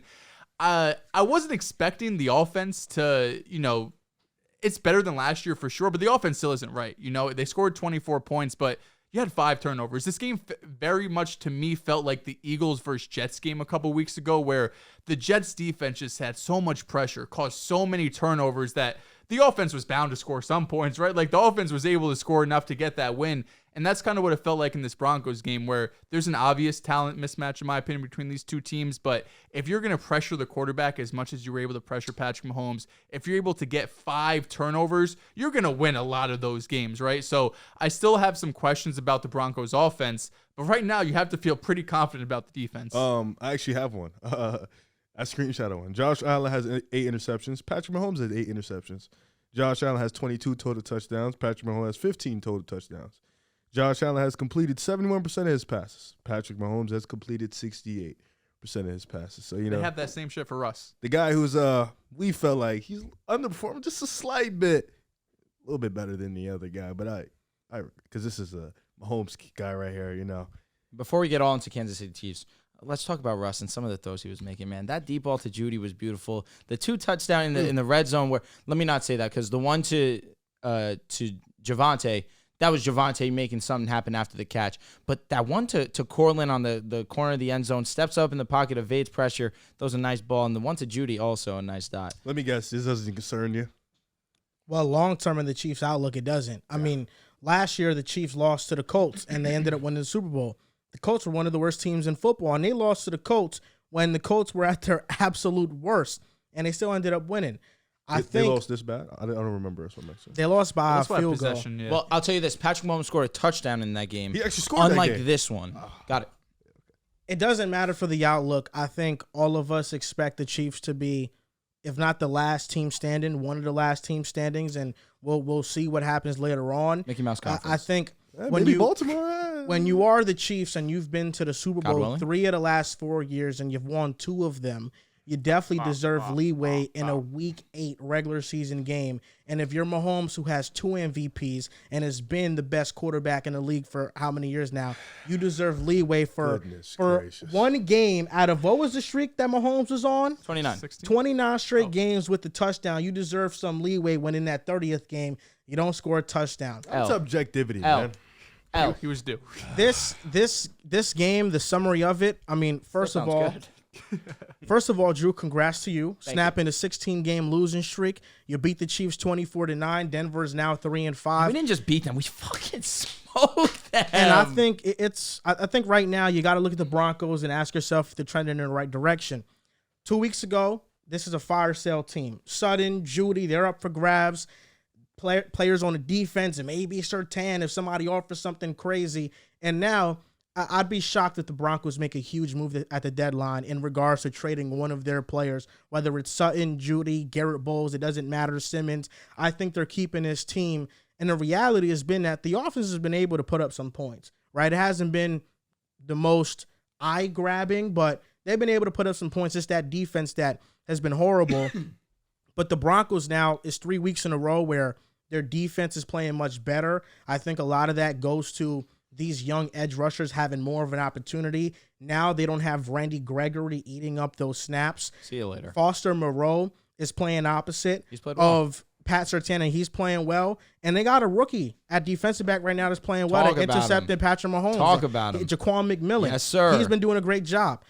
The Broncos pressure Mahomes all game. Bonito had 9 pressures. Zach Allen has 7 pressures. He's been an underrated star this season. Has 6 pressures, and Baron Browning, he got a forced fumble on Mahomes. Talk about Browning, my guy Baron. DJ, and Allen won 10+% of their pass rush snaps, and they forced KC to go 3 for 10 on 3rd down. I'm creaming. I felt like this game changed. Really, you can point to the 4th quarter for miscues, but in the 2nd quarter, there was a lot of mistakes the Chiefs had. Josie drew a forced fumble on MVS in the 2nd quarter. That led to a touchdown rush to Jerry Jeudy on Jalen Watson. Jaquan McMillan gets an interception. I thought it was a great design, and McMillan made a great play on the ball. The seam was supposed to be open, and McMillan just stepped in front of it, and he intercepted Mahomes. The Chiefs stopped the Broncos on 4th and 2, so that didn't result in points. But then Baron Browning gets a forced fumble on Patrick Mahomes, and it was recovered by Jonathan Cooper. And then, in the second half, the Chiefs didn't score at all. They were stuck at 9 points. A lot of that is credit to the Broncos defense, but I think the Chiefs had some miscues too. Mahomes overshot Justin Watson on 3rd and 5. Loser. He tried to lead up the sideline, but he was running across the field. Not good. McCole Hardman muffed the punt that led to a touchdown. Trash. It was only a 1-score game, and McCole Hardman, he had just traded for him. He's already making mistakes. And then Russ to Sutton for a touchdown. It was 21-9. Emmys. This is where the game changed, though.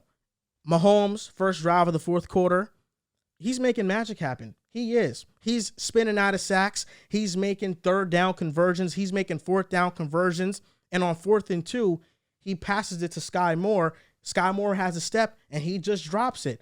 That touchdown makes it a one-possession game. Sky Moore just drops it, and we're not talking about the Broncos annihilating the Chiefs, because the truth is the Broncos won.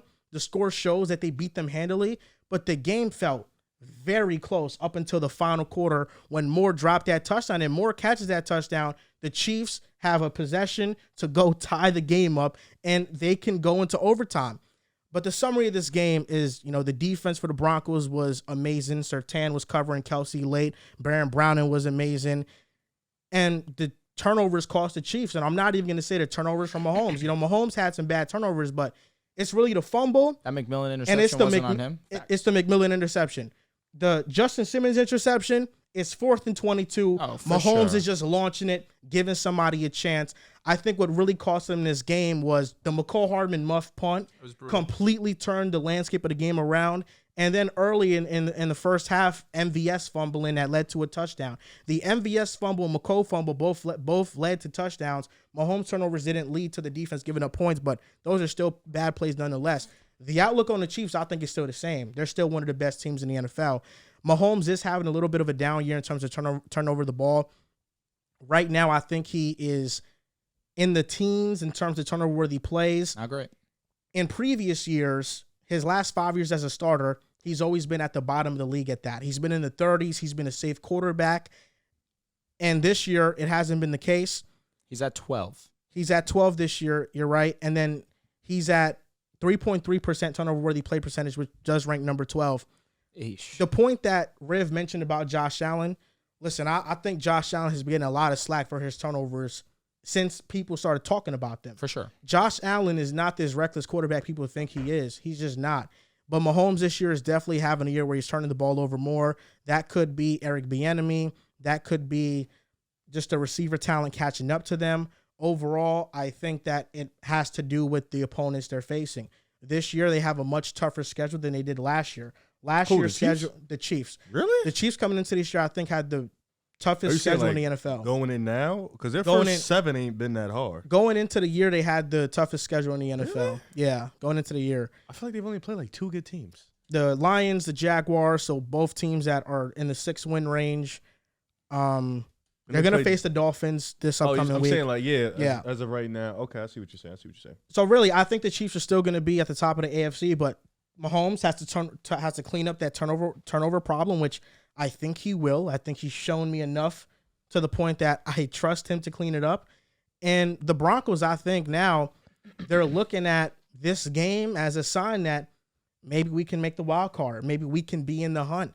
And if this defense plays well, I'll be unbearable. If this defense continues to play well and the offense just scores enough points, they can do that. But I think it's a good sign for the Broncos that this season isn't turning into just a waste. I think there's something to be excited about now. There's nothing to be excited about. You're being optimistic. There is something to be excited about. 16 games in a row of losing to the Kansas City Chiefs. The Kansas City Chiefs have essentially destroyed the AFC West. 3. Oh. Yeah, and honestly, look at it in the greatest way possible. 2 games early in the season, we're talking about 5-3 and not 3-5. You fucking folded. That's the shit that sucks. Pozemski dropped Jordan Hawkins. Right? Isn't that crazy? That's why I did that. Their next 4 games. Pozemski dropped Jordan Hawkins. Like, behind the back, he fell, and it was like, oh. Yeah. The Dolphins game, most definitely, I'm calling an L. No, the first 2 you should have won. Losing to the Commanders and the Raiders. The Jets game was winnable, too. Jets games was... The Broncos' next 4 games are the Bills, Vikings, Browns, Texans. 3 of the 4 are winnable. And I honestly, off the bye week, having that extra week of preparation, we're catching the Bills at the right time. Not impossible, but I still would favor the Bills because you have to respect them. Games in Buffalo, too. Ooh. I think we're home, actually. When you play Bills? No. Coming off the bye next week. So we have a bye this week, the week after. Okay. You're in Buffalo. We're in Buffalo. Okay. We play in the cold regardless. Not ideal. Maybe if she was on the road. I mean, if you was home, maybe. Now, the thing is, Bills have a great home field advantage. They do. They haven't lost a game yet at home. No, they're OD. Yeah. They have a great environment. I think the Broncos are trending towards 8-9. Really? Yes. 8-9. You want to go through their schedule? I don't want it. I don't want 8-9. What's Talk to their- me though. what's- Give me that. Let's get delusional. What's their record right now? Let's get delusional 3 and right now. 4? They're 3-4. We're 3 and 4. No, are we? I thought we were 3 and 5. 3-5. 3-5. Yeah. 3 and 5. The Broncos are currently 3 and 5. Drew is going to predict the rest of their schedule. Let's get delusional, baby. You Broncos- You're the one who said 8-9. Broncos I'll at keep track. Bills. There's a strong part of me that wants to say we win because we have the bye week and an extra week of preparation. We have a chance in this one. I'm gonna say no though. Keep count, I Dehls. got you. 3-6. Vikings at Broncos. Kirk Cousins, praying for you, brother. I hope all is well. I think we can win this game though. 4-6. Browns at Broncos. That's a Tough tough game. matchup. Deshaun That's a tough maybe matchup. back? Depends if Deshaun is back too. We have a chance Does to it win really this one. depend? It does. It does. Unless PJ Walker, you're saying, is as good as There's- Deshaun I'm Watson. saying The they're gap both. isn't huge. Yeah, bro. They both at this point are gonna be betting on the Denver Broncos. Like I'm trying to explain to you this shit. All right, The let's way- get delusional, the way baby. the way Broncos this are winning happened- this one. 5-6. Broncos at Texans. Broncos. Texans have been trending in the wrong direction recently. 6-6 or 500. Here we go. Let's go. Broncos at Chargers. At Chargers. There's a game remaining later on. Okay, I'm going to say this is a loss here. 6-7. Broncos at Lions. This is a loss here. 6-8. Patriots at Broncos. Winnable. We're 7-8. winning it. Chargers at Broncos. We're winning this one. 8-8. That's the one team in the division that we can beat. Broncos Consistently, I should say, at 'cause we Raiders. just beat the Last Chiefs. game of Fuck the you. season. Say it again, Raiders? Broncos at Raiders. Last game of the Shit, season. that's another team that we cannot beat, but we're in You're away. Las Vegas, excuse me. We're at 8-8 right now. 8 So and this decides 8-9 or 9-8. Well, I guess we're going positive, baby, because we're not losing that fucking game. that and streak ends that week, too. We're not losing no Jimmy Garoppolo again. We go from the playoffs to Caleb Williams back to the playoffs. Just all in the span 9 of and 8, 6 we got or a 8 chance. weeks. 9 and 8, we got a chance. You have a chance. If you could beat the Chargers twice, Those AFC games maybe are sneak important. the Lions one. Chargers twice would be near The impossible. Bills almost let the Bucks come back. They almost Bill- lost to the Giants. The Bills is a winnable game. So I'm talking about if you win every game remaining, we're talking about an 11-win team right now. You win every game. Listen, Sean Payton was chatting. He said, listen, we saw it last year with the Detroit Lions. That's a fact. They were 1-5 at one point in time. They ended up being one game away from making the playoffs. Crazier things have happened, especially with the complete turnaround we've seen from our defense, from being the worst statistical defense in football to being at least average. We've looked far above average just watching us, especially the way that we just played against Kansas City. We don't have to talk about how we looked against Jordan Love. But if our offense can just put up points like we've seen it be able to do so far this season, where Russ is top 4 in touchdowns, it's been great to see because that, more importantly than anything to me, I want to see Russ play well. But if we can make the playoffs, that means more to me than anything else. You think Russ is doing this? Is he leading the Broncos to the playoffs? No, bro. No. What are we doing here? Let's keep our dignity. Let's stop. You have none. Let's stop being idiots. You have no dignity. What the hell are you talking about dignity? We have a responsibility as pick a side guys. Isn't that fucking funny for the guy who won't choose against the Bears when Justin Fields is on the field? We have a responsibility up here as a pick a side guys to really show people that we know ball and to really, keep our composure and be smart and analytical and definitely give our intake. We cannot be You're stupid. chatting shit right we now. can't be stupid all the time. Like there's moments we control a lot, you know what I'm saying? But when This it comes to isn't a this, trollable- this isn't no. like, what are we doing? Yeah, they beat the Chiefs. Let's have fun a little bit. But now the playoffs, come on, what the fuck are we doing? Doesn't here? take much to get into playoffs. 9 and 8. That's We're not not gonna get in. 9 and 8. It's not possible, bro. Yes, it is, bro. Why? You guys aren't good. All right, remember. All right, done. You're not gonna 9-8 is Done. definitely possible. Done. And then here he comes. No, 9-8 is definitely possible for this team. Okay. If they win every game moving forward, they're at 12 wins. Are you fuck? No, I'm saying they're at 12 wins. There's just They have- he's saying there's a lot of season left. They bro. have 3 games they can lose to be a 9-win team. Okay. Is it crazy what Drew said? He said they can beat the Broncos, the Raiders, the Other way around. Texans. No, the Browns.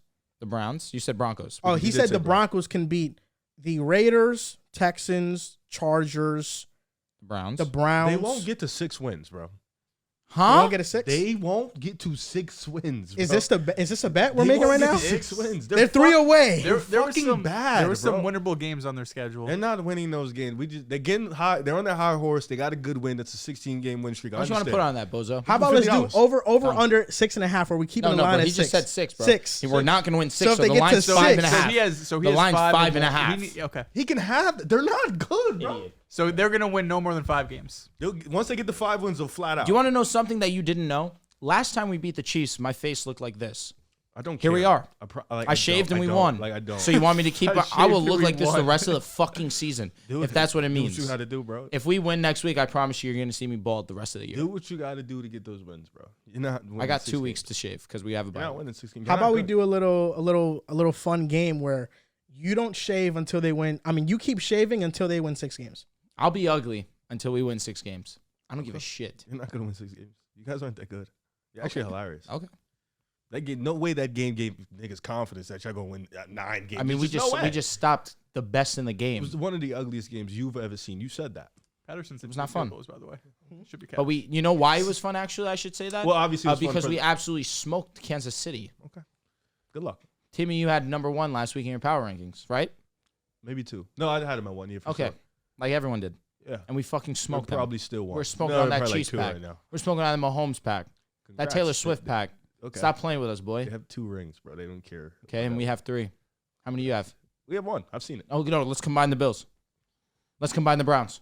I wasn't. Let's throw in the Bears, my too. God. I thought I did. You still don't get to ours. Folded. Oh, How many fuck. Bears? He said, "Oh fuck." 1. Oh, I wouldn't know. Yeah, I know. I could care less about those teams. Got it. The Eagles will beat the shit and the out Bills. of the Broncos. Go ahead. Let's throw them in there. I don't care. Like I about said, them. the Eagles too. Let's throw them in there. Josh Allen, I don't care. Together, you have 2 rings. You're still not even on our level. I don't Anywhere near. You wish you were the Broncos franchise. No, I don't. You wish. I'm What are good. you guys arguing over? I don't. He's talking about. He roots for rings. poverty. I root for the Eagles Eagles. fan. Yeah, Right right. now, I wanna now call it you're poverty. good. Now, I just became a football fan like 2012. They've been pretty good for a 2012. while. Yeah. interesting. Pretty So in that consistent. time, we both have the same amount of chips. Exactly. So Interesting. What do you mean? So we're poverty. You're poverty. How though? We have Because you've 3. been rooting. We have 3 But you've championships. been rooting the same time as I've been rooting. We've been poverty for the last 7 years, but in the grand scheme of things, 7 what? last 7 years. You've been garbage for 7 years. Let's look at before Carson Wentz got to your team or Howie Roseman. Yeah, You've let's been look horrendous. at. Let's look at. Yeah, like, let's what go. How happens. many years in a row Why do you're we look terrible? well? Why would we Andy, look Andy terrible? Reid years was They first. had a great year with Nick Foles. They did have won a the great bowl. year with Foles. They No, had that the was- Andy that was Reid a 26 years and 2 with year. McNabb. Oh, yeah, that was great too. We had a couple good years with Shady, Deshaun, Mike Vick. We had a good year. And with what'd you them. guys Sure. win? Nothing. Oh, They got were it. they were one of the coolest teams ever. Nice. Sure. Definitely. What does swag get you if you don't win a championship? You're right. Why did you trade for Russell? What did you win? Let's Nothing. really talk about it. Nothing. Why'd They you beat the Chiefs for the first time in 16 Embarrassing. games. Why'd you get PS2? What is he doing? Draft him. First round picks. Drafted? Beat the Pats. You're still garbage. Are we? Yeah. Okay. You paid Randy Gregory. Who else you paid? Hey, he's gone. That's not on my hands anymore. Yeah. Not your figured. money. Not it at all. You paid Mike McGlinchey. Jerry Judy sucks. Our offensive line's been playing well. Cortland Sutton, he's okay. Mid, bruh. He's on pace for like 14. Cortland touchdowns. Sutton's been, like Joe mentioned on the last show that we had, a receiver getting open more than a good portion of the league. He was top 15 in open rate. Don't care. Yeah, read a book. Win games. Maybe top 20. We just did. 2 in a row. 6 wins. What do we got? We have man? the same win streak as you guys, actually. Actually, I think we might have more because you guys lost to the Jets. We're in a 2-game win streak. Maybe 3. When was the Jets game? Was it not last week? No, it was 2 2 weeks It was ago? 2 weeks. Yeah. Okay, got it. So you have the same amount of win streak We as have more us. wins than you Isn't that guys some by a shit? good amount, bro. Isn't that some shit? We're actually we have the number And they're one going to record. lose too this We have weekend. the number 1 record in the Who? league. Them? Yeah. Mm. They're losing to the We have the number 1 Cowboys. record in the league, bro. Yeah, you guys are awesome. You are. Like, I really like you And guys. we're gonna lose to who? The Cowboys. Like This you weekend. thought they were gonna beat the Niners. It's a different matchup. When it comes to you picking Dallas, you should stop. You should literally stop. I just And I'll be picked honest, them. Your record I- when you pick Dallas is actually really low. I just picked them. They won. They no, beat I'm the talking Rams about about 30 ones points. that matter. I also picked them. we We all all picked picked Dallas, Dallas. We all You picked Dallas. texted that in the chat, and I was just like, Yeah, I okay, didn't know all who you were picked talking Dallas. to. He said He thought said- somebody picked the Rams. Yeah, no, we all Yeah. picked Dallas, bro. He's like, imagine picking the Rams. I was like, I ignored it. I double checked. I was like, hold up, we all picked Dallas. I was thinking, my mom was Bro back thought to he the. cooked. My mom was back to the Chargers game. Oh yeah, I picked the Chargers. I thought it was similar. Dak's back. Looks good. Dak's back. And the He'll schedule play is well. easy He'll for play well him. against Philly. This is the trend with Dak. It was a mid-team. Listen, I'm only saying that I hope he's back because of fantasy football. Listen, I'm going to be honest with Dak and the Cowboys. If they don't run into the 49ers in the playoffs, You got to throw the Eagles. I got high hopes. Got I the think they Eagles can beat the Eagles. I think they beat the Eagles. Based off what? Your, the Eagles- your the defense is Eagles not look as good as the so Niners. The Niners defense isn't that good. It is good. The secondary, dude. our defensive line is great. Can we If you're gonna stop? say that it's good, then the Eagles. Our defensive line is great. I think It their is. Our run defense run is defense is awesome. elite. your defensive line is not as good as the Niners, though. It's pretty great though. It's not like I think it's not above like a gap. average. It's not a gap. Your pressures Again, definitely as a team have been Our run defense- way their down. run this year. defense is elite. Okay, It's elite. I think the 49ers defense is better. Our offense is Marginally. better than the Niners. I don't think it's marginal. I trust think our it's offense. better. Our I trust offense is our better offense than more. the Niners. I think the Eagles' offense is what I trust more on the unit. Listen, I think if our you defense is good, this though. weekend when you face the Cowboys, it's going to be a high scoring game. I don't think it's going to be. It's a rivalry game. It's going to be a high I school. think it's going to be a high That's a scoring game. 4:30 game. I remember too, when Gardner Minshew put up 30 points in their team. So yes, it's going to be a high 4:30 scoring. game. Turn me on. because we have Last year, Bengals Bills 8:00. the Eagles beat the Cowboys when Cooper Rush was starting, and then And the then y'all Cowboys beat beat the Eagles with For sure, yeah. Gardner Minshew starting. This year's the first matchup we're going to get Here with Dak comes and the Hurts Crimson both Tide. healthy starting. No, I'm not worried about Dallas, bro. I'll be honest. You can hold that horse. You can listen. You can Go ahead. pick the Eagles if you want. Go ahead. You're 90% gonna be of the wrong. world is going to pick the Eagles. You're 90%. You're I'm picking the 90%. Eagles. I wonder what that. After line all you looks just like. said, I'm disappointed in you, man. What, bro? After all you just said, I'm disappointed in What you. did I say? What did You I were say? Talking You this said hot Dak shit. back. Their poverty. Dak is back. They're Well, For the on no. game I win said for streak their only. entire landscape of the Eagles. Well, yes. I mean, Dallas in the 2000s But era we know I fuck poverty. with Jalen Hurts. Dallas in our I said he era said that is about the poverty. Eagles. I said he said that about the Eagles. Oh, yeah, I know, I'm just saying, but I Dallas fuck is with right the there. Eagles. with Eagles them. are 3-point favorites. Talking about this year's It's a Eagles close teams, game. I haven't disrespected At home, you. 3 It's a points, close that's game. the- There's no fine. doubt. There's never going to be a doubt in my mind that game that we're going to lose. I'm gonna that be game. honest. You just let Sam Howell put up a historic performance Twice. on y'all. Here's the thing. Did Sam it- Howell. Wait. Good. Wait. Do you sure you want to Arizona. go back on performances on what teams did to Dallas? Do you really want to go there? I don't think you want to go there. I think you should stop talking. No, I know, but I'm Because didn't they saying lose to the Cardinals? They did. They got did smoked. Didn't lose they to get the smoked by the Cardinals. Niners? They did. They did, but they beat the Rams, who they beat. We beat them. They beat, yeah, but you didn't beat them like the Cowboys just beat them. Yeah, but if you watch that Division game, bro. then- Division game. No, Different. no. We Different. beat Bro, them. division If game. you like What What do watch you mean the division game? Rams. What's That's the division? Rams and the Niners. That's a division No, I'm game. saying the until Rams and Dallas the Eagles. Rams. No, I No, understand that, but it wasn't that good of a win for the Niners. It's a division game. They play them well. You're losing me. Yeah, you are Okay, too. tonight. Niners and the Rams. The Rams will play the Niners no. better. No, we're No, talking we're talking about the about Cowboys Dallas. and Eagles Yeah. wins versus the Rams. I'm drunk. I'm yeah, drunk. yeah. I'm Yes. drunk. I'm That's where drunk. you- I Yeah. apologize. Here we go. Let me We're shut up. Good. We beat the Rams. So what are you gonna say when the Cowboys win this game? I just accused. I him think of we'll being a split Niners fan. regardless. Okay. So, which this one Is this at Philadelphia? Yeah. It is. It's in I Philadelphia. think I personally like all by side. I think us and Dallas split. But I think when it matters, like in the playoffs, we'll beat Dallas. I'm with you. Okay. That's what I think. Keep And- that same energy. Well, you haven't won with Dallas yet. So, like, when are you I gonna just get a won victory? last week. The past 2 weeks. Buddy, you I just know what I'm won. talking about. I'm talking about when it matters. You know, somebody asked me on Twitter. Yo, what's Tony your- Pollard fraud. CeeDee Lamb back again. Here's the thing. Should have kept Zeke. I think Tony Dehls, Pollard would still be great. Another 120 for CD. No, man. he's been tweaking. So bad. I think if Zeke was on this team, Tony AJ Pollard would Brown. still be He's amazing. solid. I respect. I just think McCarthy's just using him wrong. Top I 10, agree Top 10 for sure. because he needs a Zeke. If he had a Zeke, Tony Pollard would not be in that role. I understand what you're saying, but they could still use him how he was being used. You know, but they're not doing that. I don't disagree, but I guess it just becomes a little bit. Well, if you have Zeke in there, then it definitely becomes obvious. You know, Cowboys Eagles. That's gonna be a fun one. I really can't wait for that game. I'm really It's excited. gonna be lit. It's gonna There's be a the best ton game of the great week. games. We got Miami Chiefs at 9:30 in Germany. Ravens playing a good opponent. I forgot who it's on my head, but we got that game. The night game is Bills and Bengals. Like next week is a very, very good slate. Drew, on your high horse about the Broncos, congratulations. You won a big time game, and Thank you. Broncos fans all over the world should be very ecstatic. We are. But this weekend we had some horrible news happen. We did. And the horrible news was Kirk Cousins tearing his Achilles. I love Kirk Cousins, man. I spent an hour of my day just looking at Kirk Cousins edits, the sad music in the background, his final moments of, you know, when he got injured, hobbling to the sideline. And I feel for Kirk because he's playing at an MVP level right now. The Vikings are 4-4, I believe.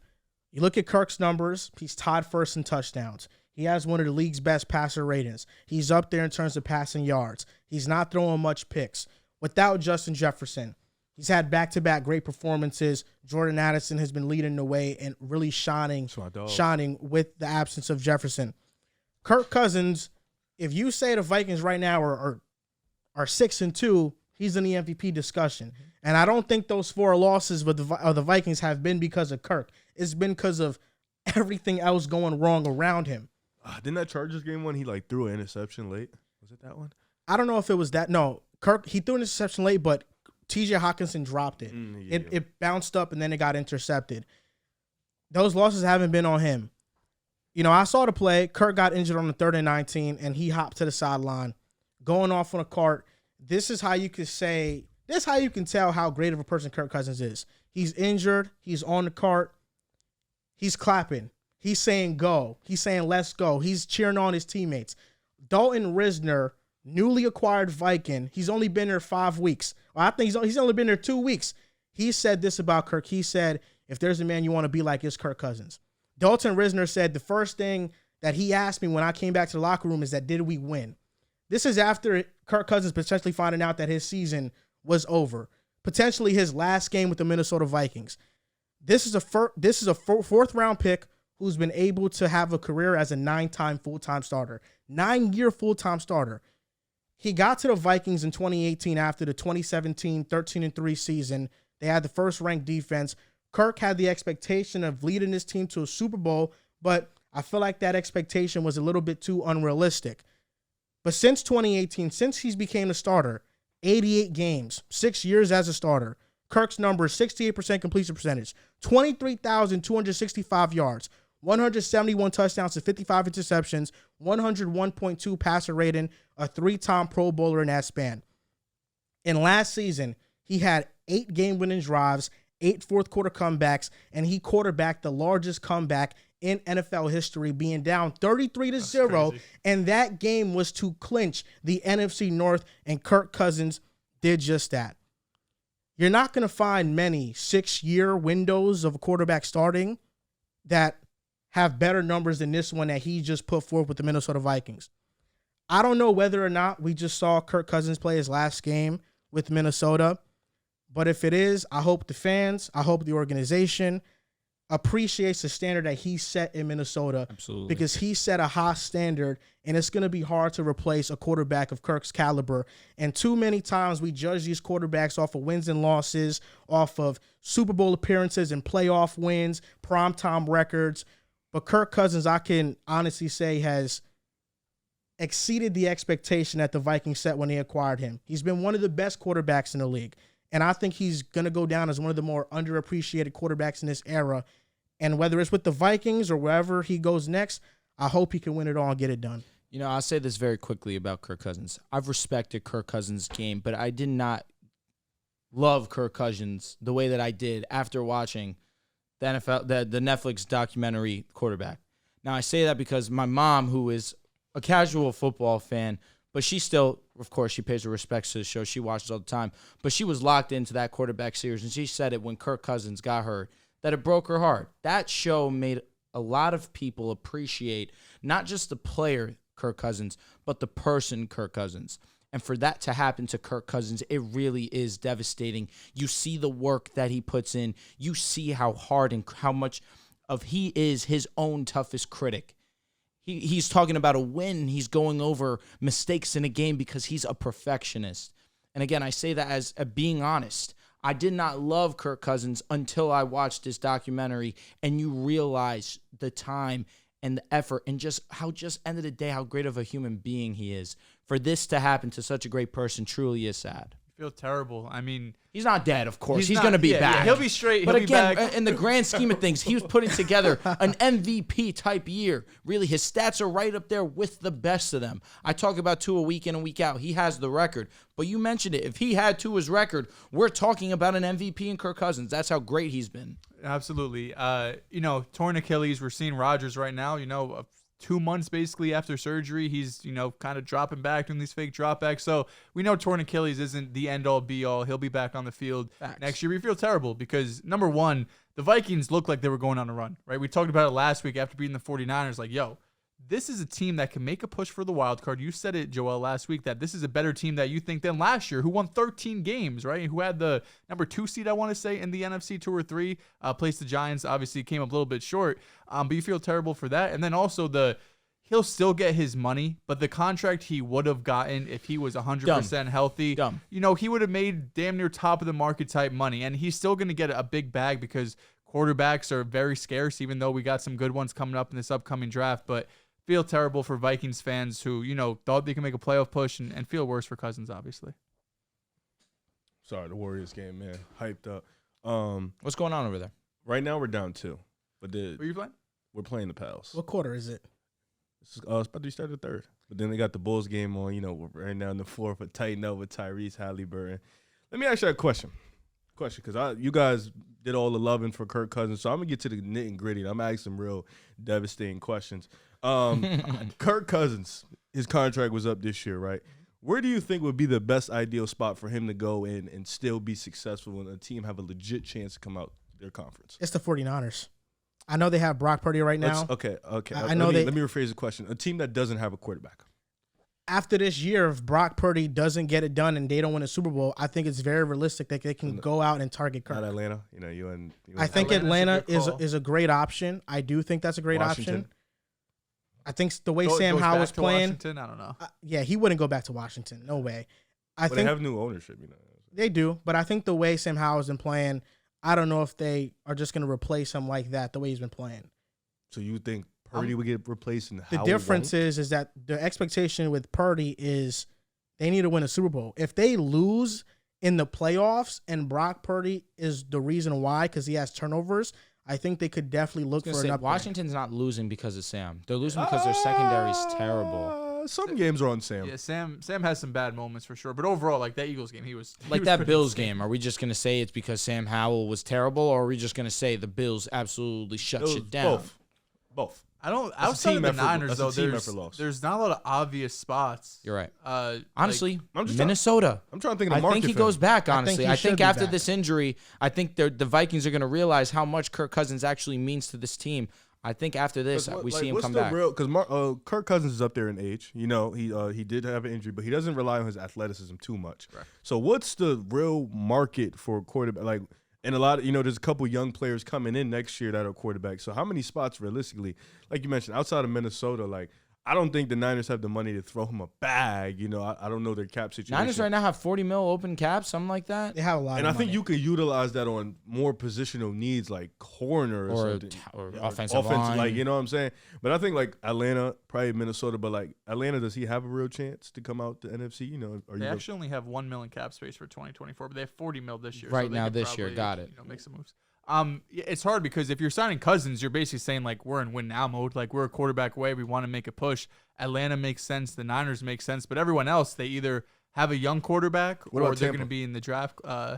Tampa Bay is an option. I feel like but I don't think they have the reset. cap space. Right. Yeah. And I think they are more closer to the reset. Like Bowles probably gets let go. You look at the teams, AFC East, Dolphins, Bills, Jets, they all have a quarterback. The Patriots don't, but they're bad enough to draft a quarterback in the draft. AFC West, Chiefs, Chargers, Raiders, Broncos. The Raiders are the only team I can maybe realistically look at it, but they signed Jimmy G, so I don't know if that's going to happen. AFC North, Ravens, Steelers, Browns, Bengals. The Browns need a quarterback, but they're paying Deshaun so much that they can't get out of that contract. Maybe Pittsburgh. Do they have money? Pittsburgh would be viral. But Pittsburgh is so like they got Kenny Pickett. They drafted him. This is our guy. Do they have the money, though, to get Kirk? I don't think they'd have the money. But I think Kenny Pickett going to his 3rd season, I don't know if they're going to move off from him just like that. Yeah, he just got injured too. In the AFC South, the Jaguars, Texans, Titans, Colts. They only got $8 million. I don't think any of those teams go after him. You look at the NFC, Eagles, Cowboys, Commanders, Giants. The Giants are paying Daniel Jones $40 million. The NFC West, Seahawks, Niners, Rams, Cardinals. Cardinals are getting Collar back. The Seahawks have Geno. The Rams have Stafford. It's really the 49ers. If Brock Purdy loses them a game in the playoffs, then I think there's a realistic outcome where Kirk can go there. And I think he'd even be willing to take a pay cut to go there and play with Shanahan. Long shot, but no world he goes, the Rams do some crazy shit, move off Stafford. They wanted him to take a pay cut. He's injured again now.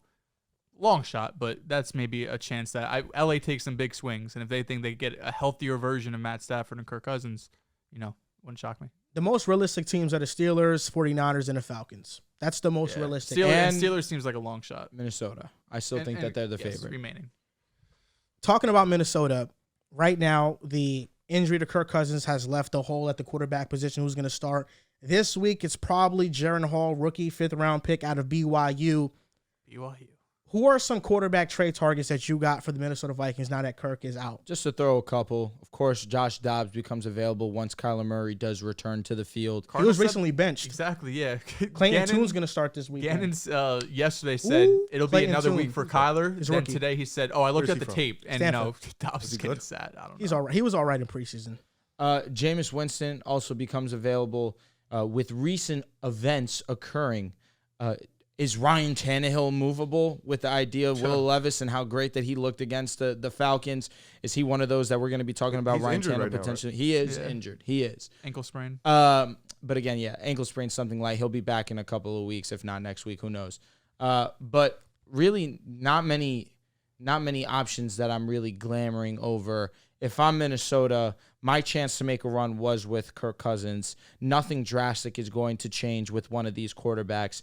If I'm them, I stand packed and I see what happens come draft time. You just see what Jaron Hall has. That's what you're doing? For sure. BYU got some great quarterbacks. I don't see the benefit of trying to make a run without Kirk Cousins. I think you should be in a position to maybe try to get a better draft pick, try to get a better player in the draft, maybe an offensive lineman or another wide receiver or a defensive player, however they want to spin it. But I don't see going out to get a quarterback to try to make the playoffs when your ceiling is going to be at the floor anyways with that quarterback. Like, you're not going to go where you think you want to go because you don't have Kirk Cousins. I just think you should probably ride out the season with this guy, see what he is, honestly, give him a chance. With Kirk not being there, I don't know if Jettas is now going to be excited to go back, like to come back and play. They did say he was looking well in practice, but no Kirk, really no opportunity to get back into the playoffs unless he surprises us, unless he comes out slinging and playing great. Addison's been great. TJ's been great. The defense has been solid as of late. But I think you're just in a position – you should be in a position where you just stay pat. Kirk's your guy. You probably re-sign him, but you don't go and get another quarterback. I have 3 realistic options for the Vikings. The problem with standing pat and hoping you lose games is that the Vikings' schedule is pretty light. I think all of these games that are upcoming, they're very winnable. And this is why teams should sign veteran backup quarterbacks, because when a starter goes down, they can trade them for draft capital. I'm looking at Andy Dalton in Carolina. I think Andy Dalton would be great with the Vikings. Bring in a veteran who can learn the playbook quickly. With weapons, we've seen Andy Dalton play at a high level before. He can definitely be a serviceable quarterback. Jacoby Brissett last year had his best year with Cleveland in a play-action heavy offense, even though the Vikings' run game hasn't been there. Brissett becomes an option for the Vikings where he can come and be a stopgap quarterback and maybe get some wins out of Minnesota. Josh Dobbs just got benched, so he's a guy. And I know, Dehls, you had a tweet shooting for the stars a little bit. Maybe instead of the Vikings losing games and getting a top quarterback, they trade for a former highly picked quarterback and trade Lance. That would be hot. Trey Lance would be my number one option for the Vikings. I just don't think Dallas is going to move off him. They trade, a 3rd or 4th round pick? That means Minnesota probably has to give something very equal of value. I don't think it makes sense for Minnesota Let's play in this trade hypothetical world real quick. Say, for example, they do trade for him, right? Okay. Trey Lance plays great. Do you re-sign Kirk? That's a good question. How great? Great. Well, what the fuck? Bar is low. So The bar is low. My expectation for Trey Lance is that if he plays, it's going to take him a while to learn the playbook. For him, if he plays, if hypothetically in this hypothetical world we just made up, if they do trade for him and they make the playoffs, then he must have played fucking great for them to get there. If he plays awesome, then I think the likelihood that Kirk Cousins gets re-signed is low. If he plays I want to see awesome. Trey Lance play football, man. I would love to see more than You're like me with Cam Reddish, buddy. 4 games. Upon a star. This week in the NFL, I'm going to go first, and I'm going to talk about the Seattle Seahawks. They just traded for some defensive line depth. They got Leonard Williams, who's been one of the better interior defensive linemen in the NFL. They traded a 2nd and a 5th round pick. I think the Giants did a great job in dealing him. He was on an expiring contract. You get a 2nd and now a 5th, draft capital and cap flexibility moving forward. But I also like this for the Seahawks. They're number 1 in the NFC West right now. Their biggest weakness is a defensive line and offensive line. You bolster up the defensive line, and now a push is more realistic than it was a week ago. And also, the Giants absolutely fucking finesse. They saw what happened yesterday with KT and Dexter. Dexter having, I believe, the most tracked pressures in a game next to a J.J. Watt. Dexter Lawrence was absolutely special. And if the Giants were of any relevance in terms of competing for something real, he'd be in the conversation for Defensive Player of the Year. That's how amazing he's been. Tied for league leader in total pressures in the entire NFL. But again, you get a second-round pick, you get a fifth-round pick, and you move off well, you do have to pay that contract. But again, you know that Leonard was not in your future plans. My this week in the NFL is a blind reaction. I'm going to give you guys 2 sets of stats, and you guys are going to tell me who is who. All right, player 1 has a total of 308 attempts, 206 completions, has a total of 2,146 passing yards, has 13 touchdowns, 8 interceptions. Player B has 209 completions, 304 attempts, 2,258 yards, and this player has 15 touchdowns to 8 INTs. Who is player A? Who is player B? Is B Mahomes?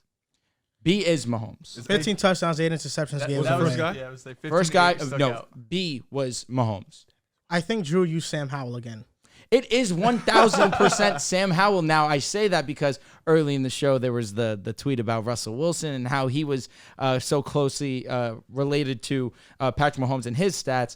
And so I figured it'd be great to highlight Sam Howell, who, again, you watch the game. He's a big play waiting to happen. He's very fun to watch, like Joel says all the time, and it's true. He may not have the cleanest pocket presence, but he's able to push the ball downfield. That's terrible.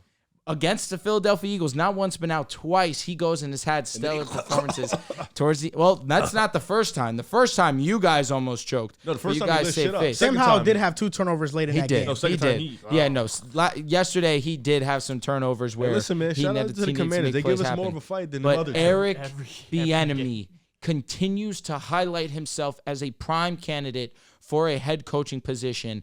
Sam Howell has the numbers to help prove that it's not just Patrick Mahomes who made the system work. Sam Howell has done a good enough job to highlight Eric Bieniemy and show how truly talented he is as a caller. Now, question: why didn't you use completion percentage? Because I had the total completions and show you how close that it is. It didn't fit his agenda. No, well, completion percentage, it's pretty fucking the same. But in terms of total completions, it goes to show you how much Sam is throwing as compared to Mahomes. Dehls, can you get me the sack numbers between these two, please? Oh, I can do that. Oh, It's Sam has like I'll 47. say Sam is number 1 for sure. easily. It's Carson not Wentz, I don't know. That's who he is, man. Mahomes is probably 44 towards the sacks. bottom. Yeah. Yeah, Sam Howell has been sacked 41 times. That is 13 times more than number 2, and number 2 has not played in some time. Talking about Daniel Jones. Oh, good Lord. Patrick My goodness. Mahomes has only been sacked 10 times, Wow. and 30% of that was yesterday. My this week in the NFL. Last week we did top 10 open rates. This week I want to do who are the best deep ball throwers in the NFL. Hot. So I'm basing this off adjusted completion percentage. So drops, throwaways, they don't count. You have the 10? But 20 plus yards down the field, who are the most Josh accurate Allen. quarterbacks? Josh Allen is not on this Okay, list. Tua Tagovailoa. Tua is number 4. Sam Howell. Howell, no. Interesting. Kirk Cousins. Just missed. Jalen He's- Hurts. He's 11. Jalen Hurts, no, he's 12. There's a couple on here that are going to be like, damn. What are the best deep ball throwers? 20 plus yards, adjusting completion CJ Stroud. percentage. CJ Stroud is number 8. It's Tom now. Geno Smith. Nope. Kenny Pickett. No. Josh Allen. No, I I said said that right. Josh Allen. Matthew Stafford. For sure. Matthew Stafford is 6. Derek Carr? No. Lamar Jackson. No. Yeah, I didn't. Trevor Goff. Lawrence. Trevor Lawrence number 5. Jared Goff? Jared Goff is number 2. So right now we have 2, 4, And 5, 6, and 8. You mentioned 6. Tua? I did. There's at least one on Joshua here. that's- Dobbs. No. Russell Wilson. No. Interesting. He's Is he a always backup? No. What's the conference? I mean, you still have a bunch of Wait, names. what's number 1? What's the Will conference? Levis. Is he there? Does he count? No, he doesn't Okay, count. I was gonna Does say. Tyrod Taylor count or no? Howard Taylor does not count now. I'm doing at least, what's this, like, at least 10 attempts of 20 plus Desmond yards. Ritter is not up there. Desmond Ritter is number 10. What the fuck? Desmond funny. Ritter is number 10. Dak Prescott. Dak Prescott is number 3. So you're still missing number 1. Number 1's where? So you're missing 1, 7, and 8. Are they all in the AFC? Opposite? Have we not said? Excuse me. One's Have we in the not AFC. said Mahomes? Mahomes is not on this list. We said Jalen Hurts, right? LMFAO. Jalen Hurts is not on this list. Damn. Josh Allen was 19. Mahomes was 24. Josh Allen being 19 is nuts. He's mid. That's why. He's better than your franchise. He's not. Mac Jones. Jalen Hurts 12. No. Justin Fields. No, it's in the NFC. Justin Fields is number 7. Mm-hmm. So we're missing 8, 9, and 1. 8, 9, and 1. I'm trying to think. Or no, did we say? I don't know if we said one of these. No, we did say 1. Brock Purdy can't be here. Brock Purdy is number 1. I'm fucking Brock dead. Purdy number 1 in adjusting completion I love percentage you. of Said 20 that plus stat to me. yards. I hate that was like the 18th name we mentioned. That should have been like the top 3. So we're missing 8, right? Yes, 8. I don't know if you guys said this name actually. I don't think you have. We're missing 8 I and think who 8 else? and 9. 8 and 9. AFC guys. Jared Goff. No, I said him already. You said one of them is in the AFC, correct? So we have one AFC, one NFC. Who the fuck? Oh, Bryce Young. Bryce Young is number 9. We're missing one more. Nice. Respect him. AR. AFC. No. They're not gonna qualify. Gardner Minshew. No. PJ Walker. Deshaun Watson. Justin Davis. Herbert. What the fuck Fake? are we missing? Jimmy Garoppolo. Tannehill's not up here. Nope. We've named a lot of guys. Joe Burrow. Jordan? No. Joe Burrow is actually like damn near last now. I didn't think so. Baker Mayfield. I said that. He said AFC. Oh, okay. Oh, it is AFC. Yes, yes. So who the fuck else are we missing? Zach Wilson. Oh no, I'm sorry. This oh yeah, AFC, yes. No, it's not in this tack list. Oh. Wait a minute. We've said everybody, bro. I'll tell you what, you haven't said one name for sure. You haven't said at least one. Hold on. Don't. Oh, I yeah, think don't tell I'm us. gonna Don't get tell us. this, I'm Don't gonna tell get us. Don't tell us. We Okay. said Trevor. AFC. Is it PJ Walker? No, I said him. He said Deshaun I Watson. said both of them guys. It's not Okay. KP, please. No, I said KP Thank already. God. I've said everybody, bro. He said Lamar Jackson, and he was on the list, correct? No, Lamar wasn't actually. Lamar was not on the list. 17. The only division we have left is the AFC South. Ryan Tannehill. Said him already. That means Anthony Richardson, no. He said no to Gardner I said- Minshew. He said no to C.J. Stroud. Trevor Lawrence Oh was no, on CJ there. Stroud. Yes, I You said guys- CJ. Oh, we guys- said C.J. Oh, early. my Yeah, bad. yeah. Yeah, I said CJ him a Stroud. minute ago. You know, I've been said twin. That was the I first thought name I I was said, bro. missing one. Yeah, CJ Stroud. So top 10: Purdy, Goff, Dak, Tua, Trevor, Stafford, Fields, Stroud, Young, Desmond Ritter. That's a great. So guys, I have Got some a. wild names. I have a here. would you rather. Here we go. I've been doing some things, you know. I've been having fun.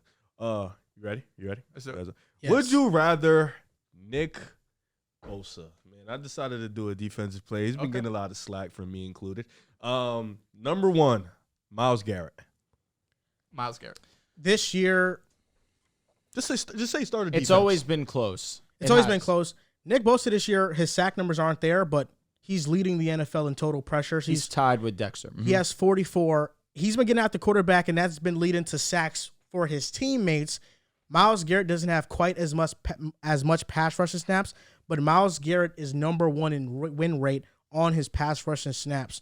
I'm going to go with Myles Garrett here. I'm going to go Myles Garrett. Those did not think about it at No, all. Max Crosby. I'll go Nick Bosa. yeah, Crosby's been great though. He has. Crosby's Yes. Dexter Lawrence. Nick Bosa. Come on, Yeah, come on, it's tough come on, because Drew. Come on, Drew. Different positions. He different. Dexter, I will go. Dexter Bosa. has been fire. Yeah, Yeah. Dexter To has be been an amazing. interior defensive lineman, Yes. he is an elite run stopper, and he is elite at Cam Thomas another rushing 30 the ball? passer.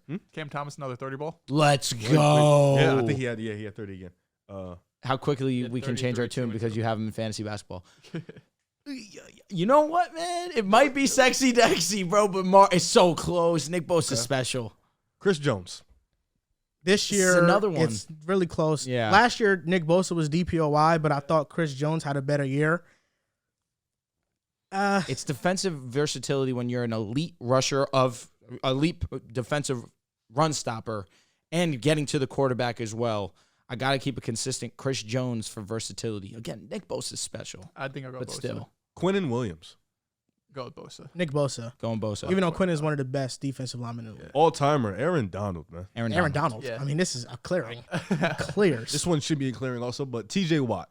TJ. I'm going with TJ. I don't know if TJ Watt clears Nick Bosa. I'm going with TJ Watt. TJ makes it feels like he just always makes game wrecking He does. plays. He does. But this year, TJ Watt is like 17th in pressures. He does a little bit of everything. He though. has half the pressures as Nick Bosa. Nick Bosa this year has been a great run stopper.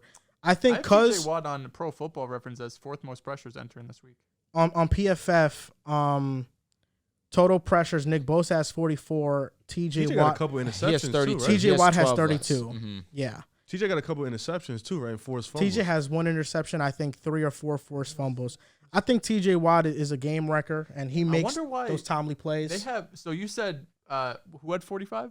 44, Nick Bosa, 32, TJ. I don't know how they fucked this up. I guess maybe it wasn't this past It's week. actually different. Pro football, yeah. Watt has 22 pressures on Pro Football Focus. And who did we talk about? Bosa? You said 32 pressures? 22. Oh, 22. And Bosa's at 23. I don't know why they're so... They must be doing it different. discrepancy. Next guy up, Micah Parsons. This is tough, man. I love Micah. I really do love Micah. I would go with Micah. I think my biggest gripe with Micah, though, is I feel like those big headliner games, he doesn't show up. He's not as dominant as those other ones. So I'm going to go Nick Bosa because I feel like he shows up more in bigger moments. For the versatility, I'm going to go Micah. We are up 14 on the road game. Oh, my God. Jalen Carter. Nick Bosa. I'm dead. You're a clown. Jalen Carter listen, is give him 2 elite. He's years. on his way to being elite. I Jalen should say. Carter is running away with Defensive Rookie of the Year. Easily. 2 years. That's And all we he's need. still injured. You see that? Did he leave yesterday's game? I saw something about a did back. get Yes, injured. he did. Yeah. Yeah, he left again. Yeah, which sucks because we know how great of a talent he can be. I'll go right now, Nick, but Jalen to the dark can side, become baby. one of the best defensive players in the league one day. Next 2 ones are probably easy, but Daniil Hunter's been having a great year, so I had to add him. Daniil Hunter. Respect to him. I'm going to lean Nick Bosa. Nick Bosa, but Neil Hunter has been elite this year. And you can't No add question. a list without his brother, Joey Bosa, to end the list, though. Nick clears. Nick Joe, Bosa. I don't know what Joey's just always hurt, and when he's Sad on thing the is, field, he's always hurt, It sucks He though doesn't because have the impact. but Joey's good. Joey's He good is when he's good. He is 100%. No, Joey's great. He just always hurt. I hate that for him. And that's all the names. I like that. That was a good would you rather, man. I'll have more. Trust me. I've been. No one cooking. else going sexy Dexy, man. Come on, y'all got to get moved by sexy. I would have picked Jalen Carter. I got to pick my guy. That's fair. you know, Dehls, this week Steph! in the NFL. Oh my God! Can you stop glazing over there, bro? Like, come on, We we're were trying to glazing do a off the show reach. in I can't NFL. glaze It's the What are we 4th doing? game of the regular season. This guy. Come on, we're talking. That's hilarious. You see how he's overreacting You're like done. hell. You're done. I'm You're enjoying done. a highlight, bro. What do you do? What do you do? I want to know actually. Oh yeah. They don't want. They don't. Nah, call it, his of course. of course. Yeah, they don't call We've it, seen yeah. it so many times, man. Get a grip. I know. James Harden's washed, but listen, man. When you can see great, James Harden hasn't played You know what, man? Game, respect, game, longevity. Longevity here. You don't got that. He's gonna be on the sideline, right? Next game. I Yeah, think watch so. it. He's playing soon. We need him back soon, please, because my fantasy basketball team needs him. We can get it back. This and week in the NFL, Dehls, we saw the Jets beat the Giants 13-10, man. Walk me through that game a little bit. blow. I don't want to actually. Yeah, do you want to walk through that game? There was more punts than points scored. Dexter happened to Lawrence. Zach, man? We just talked about Dexter Lawrence. He had 15 pressures. The Jets were on their 4th string center at one point. They couldn't snap the ball. Like, it was a really ugly game on both sides. I was a bit surprised that Brian Dable wasn't a little bit more aggressive. I understand Tommy DeVito, 3rd string quarterback. He hasn't played any snaps in the regular season, but it was Saquon Barkley get 36 attempts, and we're going to throw the ball like 3 times from the second quarter on. Once Tyrod went down, there was no passing game, and I understand you don't want that rookie to go out and make mistakes, or I don't know if his rookie might be year 2, whatever, but I mean, you're 2-5, right? Or the 2-4, 2-5. Like, what do you have to lose? Especially when they get the ball. I was surprised because, typically overtime, you win the coin toss. You want the ball. You want to go score a touchdown. But when the Giants won the toss, I was happy because I was like, I know we're stopping them. We just need a field goal now. That's all we need. So maybe, a little gamesmanship there. Kick the ball to Zach. There's a decent chance they go 3 and out. But one of just the most disgusting games of football I've watched in my Jets life. You saw Aaron was warming up, man. Yeah, You little excited? mini dropbacks. You excited? You think this team can make a run? We just need to be, if course we're we can. around that, 8 wins. like a legit run to Wait, the with playoffs? Aaron around Rodgers, week yes. 15. No, I'm with talking about it. like right now, not with Aaron Rodgers. Oh, Without with Zach, Rodgers, no. the way we win is just so unsustainable. You know what I it's mean? tough. It's like It's it's some nasty only shit. so many weeks where you could get 4 turnovers on Jalen Hurts or go up against a 3rd string quarterback in round 2 DeVito. against Buffalo soon, man. Listen, I In do Buffalo, think baby. I do think with the Jets though, Zach Wilson, there has been growth from him. That last drive was amazing. And it's hard to play quarterback when Dexter Lawrence has 15 pressures on your interior defense, on your interior offensive line. And talk about KT. And Kayvon Thibodeau also did his thing on the other side on Mekhi Becton. It's hard to play quarterback when you're getting pressured that much. I do think Zach could have made some better throws. But at the end of the day, our offensive line has to do a job. They got to block Zach well. played bad overall? I don't think Zach played bad overall. I don't think so either. Because we didn't establish the run, and our offensive line was putrid, and he still at the end made When some you needed throws. Zach in the last drive, Just like or the Lions last drive game. of overtime, And they don't talk about that. He got that clutch gene. They don't talk about Steelers, Lions. Stop sleeping on Zach, baby. My bad, bro. But I'll say that the last drive, you needed some big time throws. He moved you guys down the field, got in field goal range. I was like less than a minute too. Shout out Thomas Morstead, man. One of the Greatest best punter of all time. the best punting games I've seen in my life. I was so pissed off because I was almost certain that the Jets were going to lose this game. Me too. When we were down. What was it? No, it was tied 10-10, or what was it? What was the score exactly? No, it was 10-7. Yeah. 4th and 1, Brian Dable. I understand kicking a field goal there for be a touchdown, but it was 4th and 1. Saquon had been gashing us, had been getting 4 yards of carry on us. I said, listen, if I'm Dable, I run this ball right here. 4th and 1. The Jets still got to drive down the field. They have 0 timeouts. Just go for it. End the game right there. We get a stop. Zach Wilson makes some throws, and we win. We tied again to go into overtime, and then our defense just shut down their offense, and we got the ball back. We scored a field goal. My goodness, man, that game was some roller coasters, but I was definitely pissed that we were about to lose that game. I couldn't believe it. It was a win-win for both sides because the Giants. Listen, Giants fans, I understand you want the moral victory, you want to talk shit to your friends, but you should be trying to lose games with all due respect. We almost lost. We almost lost with the Giants having -9 passing yards. Yeah, no, insane. I was so tight. It was an embarrassing game from both sides. Yeah, coming off a bye, the offense was putrid. What did we end up? 1 for 15 on 3rd down, maybe? I don't know. Fucking, that was bad. So I got a would you rather this week, and I was hoping to do this would you rather when he's come off a good game again because it's been 3 back-to-back performances with turnovers. Would you rather Brock Purdy edition? Okay, I forgot we did hold this one. First name up, Sam Howell. I'm taking Brock. I would go Brock Purdy. Gotta respect Brock Purdy, even though Sam Howell has some great stats to back him up too. If Brock Sam Purdy's Howell's pocket with the presence is just 49ers, much what you better. think? The sacks issue is. It would still be the same. It might be worse because that offensive line's still not good. Yeah, Brock's pocket presence is better. Actually, you know what? We had this conversation about how the Niners' offensive line looks a lot better when you're in a Shanahan system because you're able to get the ball out quickly. I think Sam does struggle with that though. I think Purdy's still the better quarterback right now. I'm going with Brock Purdy. Jared Goff. Gonna go with Goff. I would go Jared Goff. I'm going Jared Goff too. I know it's just been one game. We're gonna talk about it. But Will Levis. I'm going Brock Purdy. I haven't seen enough from Levis. And a lot of, the splash plays were splashy. You go back and watch all the games, the full game, there was a lot of misses. It was in the intermediate. You're right. Yeah. In that intermediate range, you definitely could have saw some cleaner passes. Even the touchdown to D-Hop on the slant, kind of threw it a little behind D-Hop. D-Hop made a nice acrobatic catch and got into the end zone. But that last touchdown he had off his across back foot, his bro. body. Off his back foot, bro. You taking Will Levis? Will Levis or Jordan Love? Will Levis got. I'll take Will Levis. Will Levis. Okay. Will as long as Levis. he's consistent. As long as Will he's Levis. consistent. Will Levis. Bro, his deep had ball. 4 touchdowns in his debut. As long as he's consistent. Jordan I'm Love had fine. 3. Riv, did you get a chance to watch that game back? Bro, I watched the highlights. I watched the game. the touch on that deep ball. It was beautiful. It was like every single deep ball attempt was right on the receiver.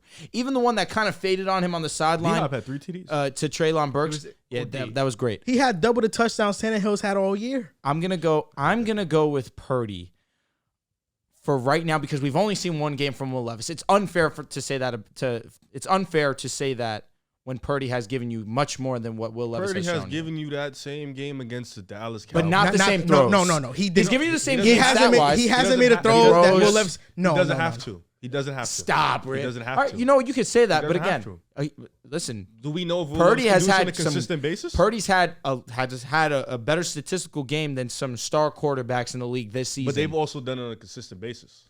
You're Again, right. It's 1 week, which is why I'm taking Purdy. You know how I'm going off this? If Kyle Shanahan's looking at Brock, looking at Levis, and he's saying one of them got to be my quarterback moving forward for the foreseeable future, I think he bets on Levis. Okay. So I'm going to go Levis here. Levis was special yesterday. 4 touchdowns in the debut. He looked awesome. Okay. And against the Falcons. Okay. That's a good defense. OD. That's a good defense. I know. Okay. Kirk Cousins. Kirk Cousins. Bryce Young.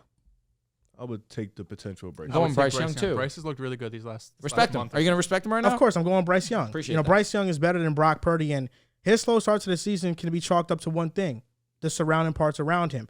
Frank Reich off that bye week. It's a better offense. He's playing better. Bryce Young's doing his thing. And can we also talk about, before we go to the next name, how Bryce Young outperformed C.J. Stroud? Nice. You think he's better than CJ Stroud? I do. Okay, I think He's CJ been Stroud's consistent on that, to be fair. Respect my brother. I think Rest in CJ ball. Stroud. All I've been also saying is you've been very, very You have. loose the tongue. I won't say disrespectful, but loose at the tongue on Bryce Young's name. A little bit. Why? Because I said he's not special. Because you're heightest. You I'm said not they high took the this. wrong pick. Can we? I Hey, think CJ is, Stroud's better. is Joel Heides? Joel, yes or no? I have to lean yes. Is Joel Heides? Yes or no? Who do you think? Who do you think's better? Audience, is Joel Heides? Yes or no? Who do you think's better, CJ or Bryce? I've always said CJ. So does that have a mean crush you on think they should wanna have took kiss him? CJ? Huh? Yeah, me. Yeah. I've Let me see never. it to CJ I've Stroud. always said CJ. Huh? Let me see it to CJ Stroud. I don't want to do that right CJ is my number one quarterback. Come on, bro. now. No, AR was your number one quarterback. You're lying. It was both 1A, 1B. No, you just first you just said he was your number one. Now it's Now it's 1A, 1A, 1B. but 1B. either make up your or, mind. either or doesn't matter. I had AR and CJ above Yeah, but you were Bryce. very vocal. Now, and like you I said, was it wasn't very- disrespect. No, But it was I was- loose at the loose tongue at the with tongue. Bryce. I was always At week 2 and 4. He was talking a little I was crazy. also very vocal in saying that Anthony Richardson to me is the better quarterback prospect. Yeah. But I always said the Panthers should take CJ1 No, I because agree, CJ's but more you were- NFL but you ready were- and you he were- got more But potential. you were a little overcritical of Bryce his first couple Now weeks in the the league. dots that he What? had Just a little yesterday bit. were crazy. Oh, listen. That ball to Thielen on the sideline, bro. I never and said that touchdown that Thielen should have caught. It was a laser thrown into him. I never said Bryce was gonna be bad. I said he's gonna be good. I just don't see special, and I still You said don't he see was going to be special. one of the worst number 1 overall draft picks. No, I said from a talent. Definitely said he wasn't gonna be when top we 10. when I made a list, and I made a list of rank these number 1 overall draft pick prospects. Oh, prospects. Mickey Bryce Mouse. Young. Bryce Mickey Young was one of the Mouse. worst. Got ones. away with it. And So I still and what's- I still think Bryce Young What's Bryce is ceiling one of to the more underwhelming first overall What's picks. Bryce ceiling to you, Bryce Young? I think in a similar mode to, those quarterbacks that rank anywhere from like 10 to 15. I think that's What's Brock where it Purdy's is. ceiling to you? Below that, 18. From a- You have him at 16 right now. he's below that. Well, that list is taking into account the production too, but Brock Purdy in a vacuum, just anywhere, I think he's one of the like 20 to 25th best I quarterbacks. actually don't know what that means. So I'm gonna just. Next. It means that if He you're does know what it means. He does know what it means. I know he knows what it means. What do me fucking mean a fucking vacuum? I'm asking you a question. In a vacuum, bro, which means if he's not in a Kyle Shanahan offense, if he's in So a if Nathaniel Hackett offense, so how does he look like? Bryce Young, you saw the situation. You saw it was going to be universally bad, and yet you still, weeks 1 through whatever, was still loose at the tongue. I didn't think it was going to be this bad. This is the tongue, man. They ran with it. I started a trend. I didn't started a trend, think Drew. We're here. I didn't think it was going to be bad.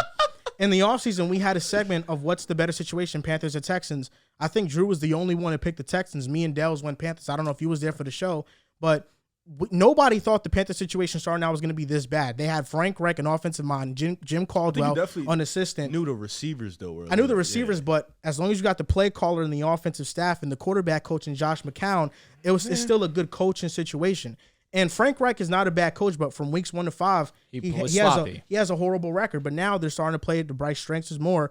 And I never said Bryce was going to be a bad quarterback. I think he's going to be a good quarterback. But if you're the number 1 overall pick, you got to be special.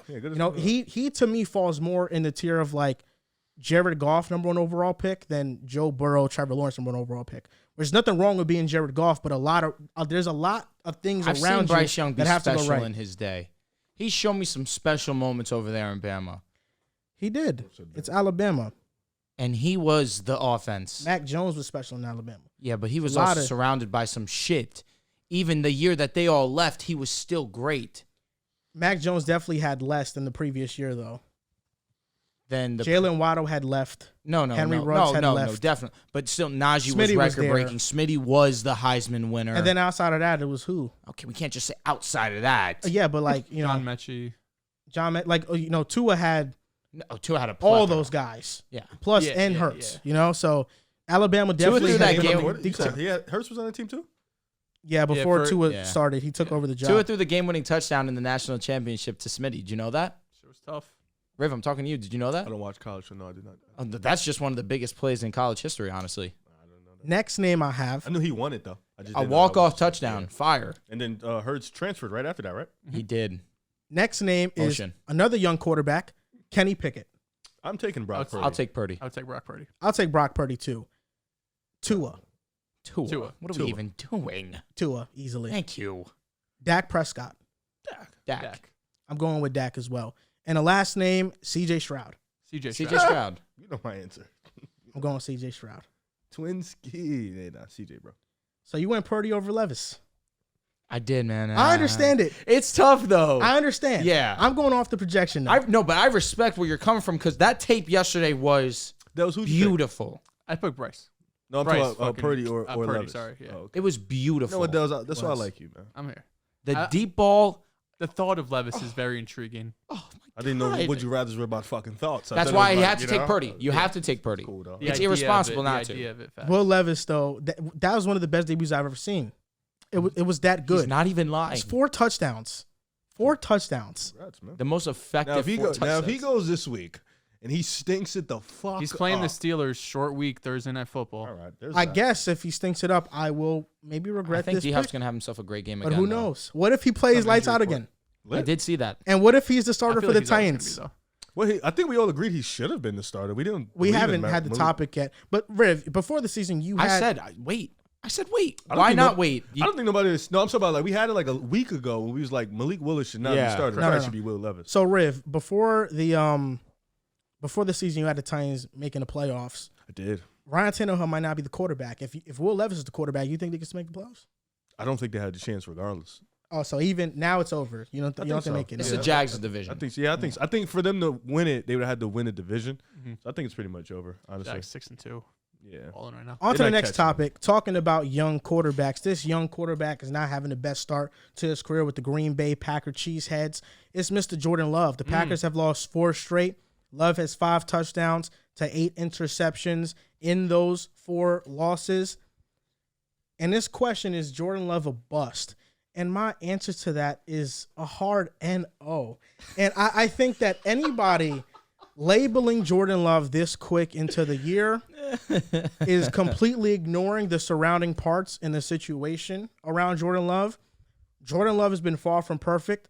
He's made his fair share of mistakes. There are stats that show those mistakes, but there are also stats that show everything around him not working how it should be working. Versus the Vikings, I thought Jordan Love played a good game. The same way how versus Denver, I thought he played a good game. Kurt Warner seemed to agree with me. A Hall of Fame quarterback, we think alike, and it's evident. The Packers' issues this year, 28th ranked wide receiver room according to PFF, 28th in run blocking. The coaching is an issue. The points in the first half, the last 5 games, have been 3-0-3-3-0. They're 27th in rushing yards. A.J. Dillon leads this team at 38 rushing yards per game. Jordan Love is at 23.4, and he leads the team in big-time runs. Jordan Love has the most explosive runs for this team. We're talking about a Packers team that can't run the ball. They can't block for the run, and this is a young group of receivers that I was expecting to be better, but a lot of them have been underwhelming. Jaden Reed has been underwhelming. Romeo Doubs, Christian Watson has been the most underwhelming. Romeo Doubs, I wouldn't say has been underwhelming. He depends on your expectations of him. The problem with all these receivers is that, and this was a problem with them coming into the NFL, they all had a drop problem. They all had a high drop rate, and now it's catching up to them in the NFL. What I think determines bad quarterback play are turnovers, accuracy, and sacks. Those are 3 measurables that you can measure across different situations. Jordan Love this year has 8 turnover-worthy plays. That ranks 17th. But the percentages on those dropbacks matter. He's 20th in turnover-worthy play percentage at 2.8%. That ranks 20th. So that right there shows me, even though the turnover numbers may be high, there's some that are not his mistake, that are not his fault. And he's, for the most part, not a turnover-prone quarterback if he's ranking 17th and respectfully 20th in turnover-worthy plays and percentage. He has the 3rd highest drop rate in the NFL at 8.8%. He has taken the 23rd most sacks, which means he's not taking sacks, his receivers are dropping balls, and he's not turning the ball over as much as people think he is. And his time to throw ranks 19th at 2.76 seconds. The longer a quarterback holds on to the ball means that they're not reading the field well. I think Jordan Love reads the field average. And he has a 9.7 ADOT, which is 2nd in the NFL. So he's dropping back a lot. He's making deep passes down the field, although they haven't been accurate. But I think the last 2 weeks it's been more of a wide receiver problem with the accuracy issues down the field than it has been him. And he's not in big-time throws, which is 19th in big-time throw percentage according to PFF. So this information tells me he's not turnover prone, as his raw stats suggest. His wide receivers are dropping passes. Versus the Vikings, I'm not going to lie to you. I have videos of all the plays where it happened. 6 to 8 drops. 6 to 8 drops from receivers. And not a lot of them happened in the second half. A lot of them were in the first half. And I will say, out of those 8 drops, Jordan Love, 4 of them could have been way better balls. The other ones were 100% on the wide receiver. So half. Half of them, yeah. Mm-hmm. But even though they weren't, it could have been a better ball. If you're a receiver, you make that catch. You know, Romeo Doubs had a catch down the sideline where Jordan Love put it on him. And if Romeo Doubs is a half a second faster, or if he stretches out for it, it's a catch. The interception that Josh Metellus had, it wasn't the most accurate pass, but you look at the replay, Jordan Love gave Jayden Reed a chance. The ball was on Jayden Reed's hands, and Metellus rips it from him, and that's an interception. Mm-hmm. That's not a Jordan Love problem to me. The bad with him is that he's 33rd in adjusted completion percentage at 66.4%. The footwork can be messy. He tends to be a little bit more panicky than I expected, and that's making a lot of things tougher for him. A prime example of that is if you watch the Broncos game last week, touchdown to Romeo Doubs. He should have led him to the back of the end zone. He kind of put it a little bit early on him, and Surtain had a chance to pick it off, but Romeo Doubs saved that interception. Big broed it. Mm-hmm. That's one of those instances where Jordan Love made things harder than they should have been. But the question I pose is that, you know, how much are we really going to judge Jordan Love, giving him a statement as grand as he's a bust, when this is his first year as a starter? Although he sat, reps matter. He hasn't been horrible. He's been average. And Aaron Rodgers last year had a down season. Everybody thought Aaron Rodgers was done after winning back-to-back MVPs. This Packers team had a ton of issues. Aaron Rodgers couldn't even succeed with this team last year. How harsh are we going to be for Jordan Love when the situation is even worse than it was last year? And Jordan Love probably doesn't have the freedom to change things at the line of scrimmage like Aaron Rodgers had when he was there. Aaron Rodgers, all of last year, he blasted Matt LaFleur all year long. The play calling sucked. The plays suck. These plays suck. He's blasted him. I've seen Jordan Love in the first half versus the second half. The first half, I think the game plan for the Packers is all out of whack. The timing of the routes is horrible. In the second half, they play much more free. And Jordan Love, when he's in rhythm, he's making good plays. He looks like a good quarterback. It's just hard for me to judge Jordan Love when there's no receiver on this team that's a standout. He doesn't have any elite weapon. He doesn't have any running game. There's nothing around him that you can say, oh, Jordan Love can rely on him. You're talking about the youngest group of receivers in league history, so there's a ton of communication issues, and on top of that, they're dropping the ball at the 3rd highest rate in the NFL. So for me, Jordan Love is not a bust. If you think he's not the future of the Packers, I have no issue with that. I don't think Jordan Love has made anybody believe that he is the future, but I think just labeling him flat right as not good, I think is disingenuous because he's in a horrible situation that I think almost, if not every starting quarterback that aren't the elite guys would struggle in this situation. The story with Jordan Love is a tale of two halves. In the first half, he's second to last in EPA per play. In success rate, he is dead last. In completion percentage, he's second to last. In the second half, he's number 2 in EPA, only behind Josh Allen, and 5th in success rate. Now, it's funny because as you watch the games, you get that feel of first half. The perfect example would be that Detroit Lions game. He was abysmal in that first half. The Green Bay Packers didn't even look like they had any business being on the field. Second half, he strings together some nice drives, has some really nice throws. And, of course, they don't get the result they wanted, but at least he was and had put together a respectable night by the end of the game. And the numbers tell it how it is. But in the grand scheme of things, 23rd in success rate and 18th in EPA per play. And I think that goes exactly hand in hand with what Joel's saying because, again, I wouldn't label him as terrible, as this horrible quarterback. But he's definitely not good. I would not classify him as a good quarterback. For him to be the future of the Packers, it's possible because they aren't allocating a ton of money to him.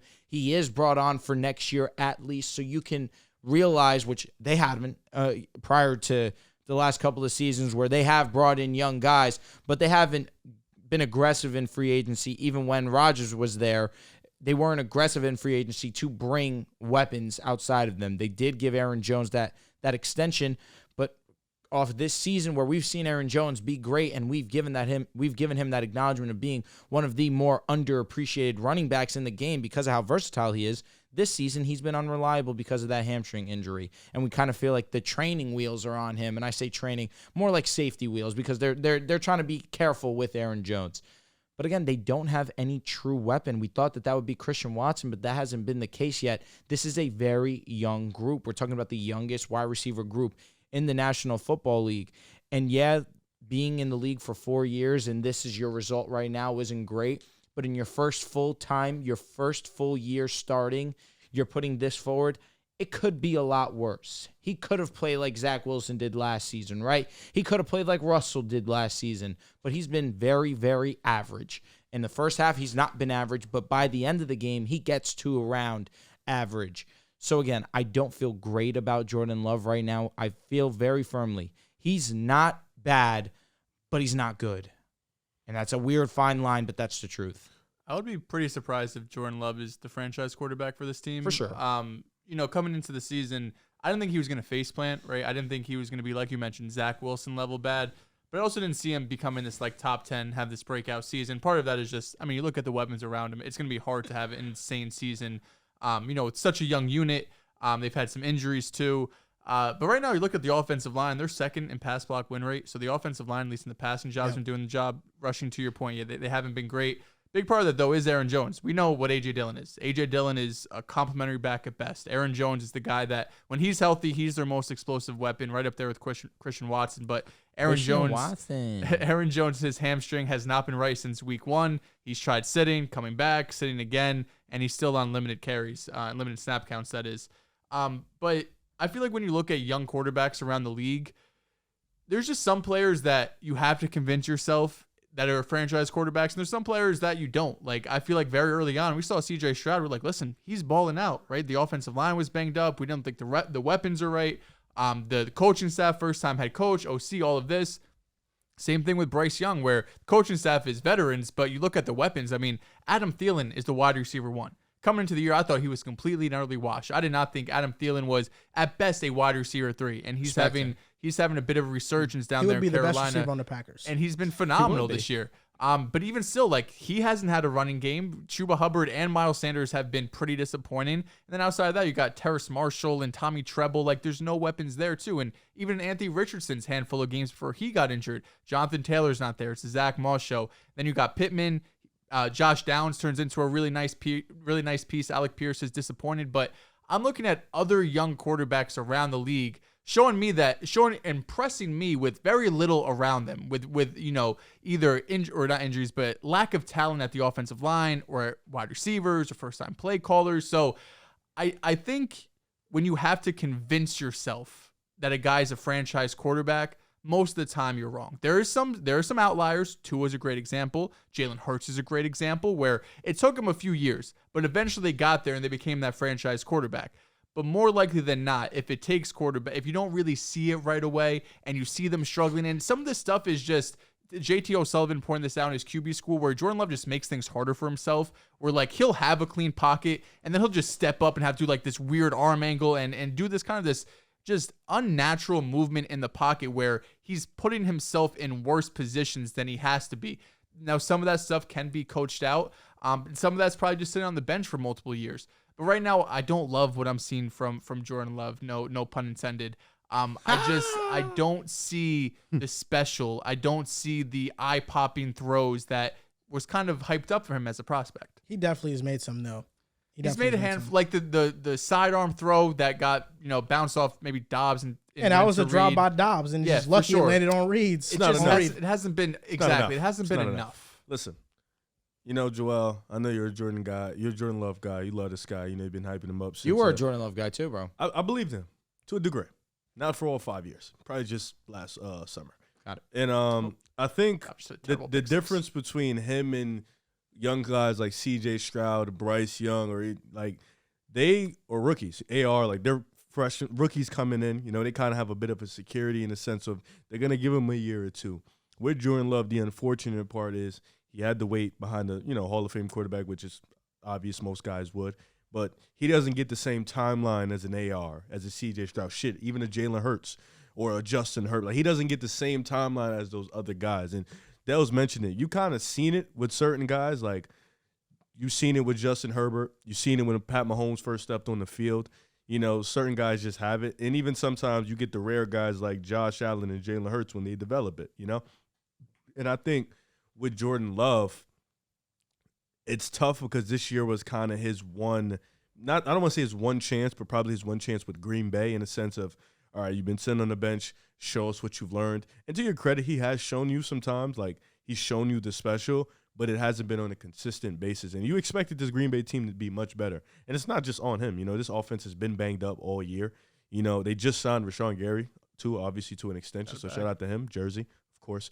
But this offense has been banged up, so Jordan Love hasn't even begun to build that chemistry up with this offense. And last year, the problem was Aaron Rodgers didn't have that same chemistry with this offense. They started the year, they was dropping passes. If Aaron Rodgers couldn't do it, you're going to think, well, how can Jordan Love do it? But you still expected him to be somewhat better in a year where he kind of had to prove it because the clock is ticking for him with the team like Green Bay Packers. I think he's been fine, and I think the second half of the season he'll be better. I think he knows he has to be more consistent. He's a big second half guy. Yeah, second half of the year. This could be the one. and I think that he knows he has to be more consistent. My thing is, my biggest disappointment with the Packers this year was that I put a lot of stock into these young guys being better than I thought. The defense on paper should be fantastic, but Joe Barry is one of the worst defensive play callers in the league, and they give up a ton of third downs. They're one of the worst teams at stopping teams on third down. And I think this year is just kind of an indictment on Matt LaFleur. I think you see the flashes of him being great in the second half, but in the first half, the game plans that he has coming into the games are just not up to par. Heading into the Broncos game, the Broncos let up the most explosive plays in the NFL on defense. They were horrible on deep passes, covering deep passes. To that, leading up to the game, the Packers were number one in deep shots down the field. Matt LaFleur had a bye week and an entire other week to game plan for shots down the field for the Broncos. How did they come out? Short stuff, screens, runs. It just didn't give him much of a chance to really air it out and expose the Broncos' biggest weakness. I just look at the Packers and there's just nothing working for them. You can't sell yourself on any receiver on this team. As much as I love Christian Watson, you can't sell yourself that he's a future wide receiver one. This guy can't win any contested catch situation. He could be great on yak, but he has to get open for that. Romeo Doubs has been fine. He's been serviceable, but he's more of a 3-4, a kind of guy that just comes in and makes a play than he is your second most reliable receiver. And Jaden Reed, I think, has been fine, but he's been more of a gadget guy, and Musgrave has a drop problem. A.J. Dillon has been playing in absence of Aaron Jones, and Aaron Jones has not had many snaps. A.J. Dillon can't even convert a 3rd and 1. I mean, when the Packers are in a short yardage situation, here's Dillon with the handoff. Dillon cannot get the yard. Like, he gets stopped. So there's nothing that's going right with this offense, and I think right now it's a situation we're just putting everything on Jordan Love and saying he's the problem. But I think out of everything offensively outside of the pass blocking, Jordan Love has been the least of the problems. And I think this offseason the Packers have interesting decisions to make. Do they keep Matt LaFleur? Do they bring in a head coach that can maybe get the best out of Jordan Love? They might have a pick high enough to draft one of those top-tier receivers. Is it Marvin Harrison? Is it somebody else in the draft? Who knows? But I think the Packers this year have to target veteran players. You have to bring in players that know the game and that can understand the playbook and aren't going to run into each other on offensive plays for this guy to have a chance. Because I think at this point, like you said, he hasn't been terrible with a terrible situation. I think that in itself is kind of the bright side of this entire thing. And you mentioned Tua and Hurts. Tua and Hurts, they excelled when who came to town? Tyreek Hill and A.J. Brown. So I think Jordan Love needs more help in order to fully judge him. But like I said, I'm not absolving him of his bad plays. He has some bad plays, but I think the good so far outweigh the negative. Is he going to really get that opportunity though? With Green Bay? I think he's going to have 2 years as a starter with Green Bay. I don't see a Tyreek Hill and an AJ Brown coming their way, just of what history has shown me with the Green Bay Packers. If and Marvin lack Harrison of progression. comes, that's different. Yeah. But you got to be in a lot of games down the stretch. You have to be a top 3, honestly top 2 bad team in the league. Ebuka is more realistic, I'll be honest. Or Brock Bowers, but again, Bowers, excuse me. That's what I meant to say. Yeah. Yeah, I think Jordan Love realistically will get 2 years with the Packers. It will be this year and it will be next year. This year, we'll see how he plays down the stretch. Unless he face plants, then he won't be the starter next year. But I think he'll play how he's been playing, maybe a little bit better. And then next year is the year where they're fully going to judge him, and hopefully they have a supporting cast around him. Because, Aaron Rodgers was tired of this situation. Aaron Rodgers was fed up. And all of that leadership was just placed upon Jordan Love. If you want to criticize the Packers for drafting Jordan Love, I have no problem with it. Because at the time, drafted a receiver. They needed a receiver, and there were some big-time elite receivers on the board that they passed on for Jordan Love. And I think the biggest eye-opener in this entire thing is that not only did the Packers front office mess up the Rodgers tenure, because if they got Rodgers a receiver, he's still a Packer to this day, and Devontae is still on the team, but they have failed. Might have won. They have failed in surrounding Jordan Love with talent after Rodgers' departure.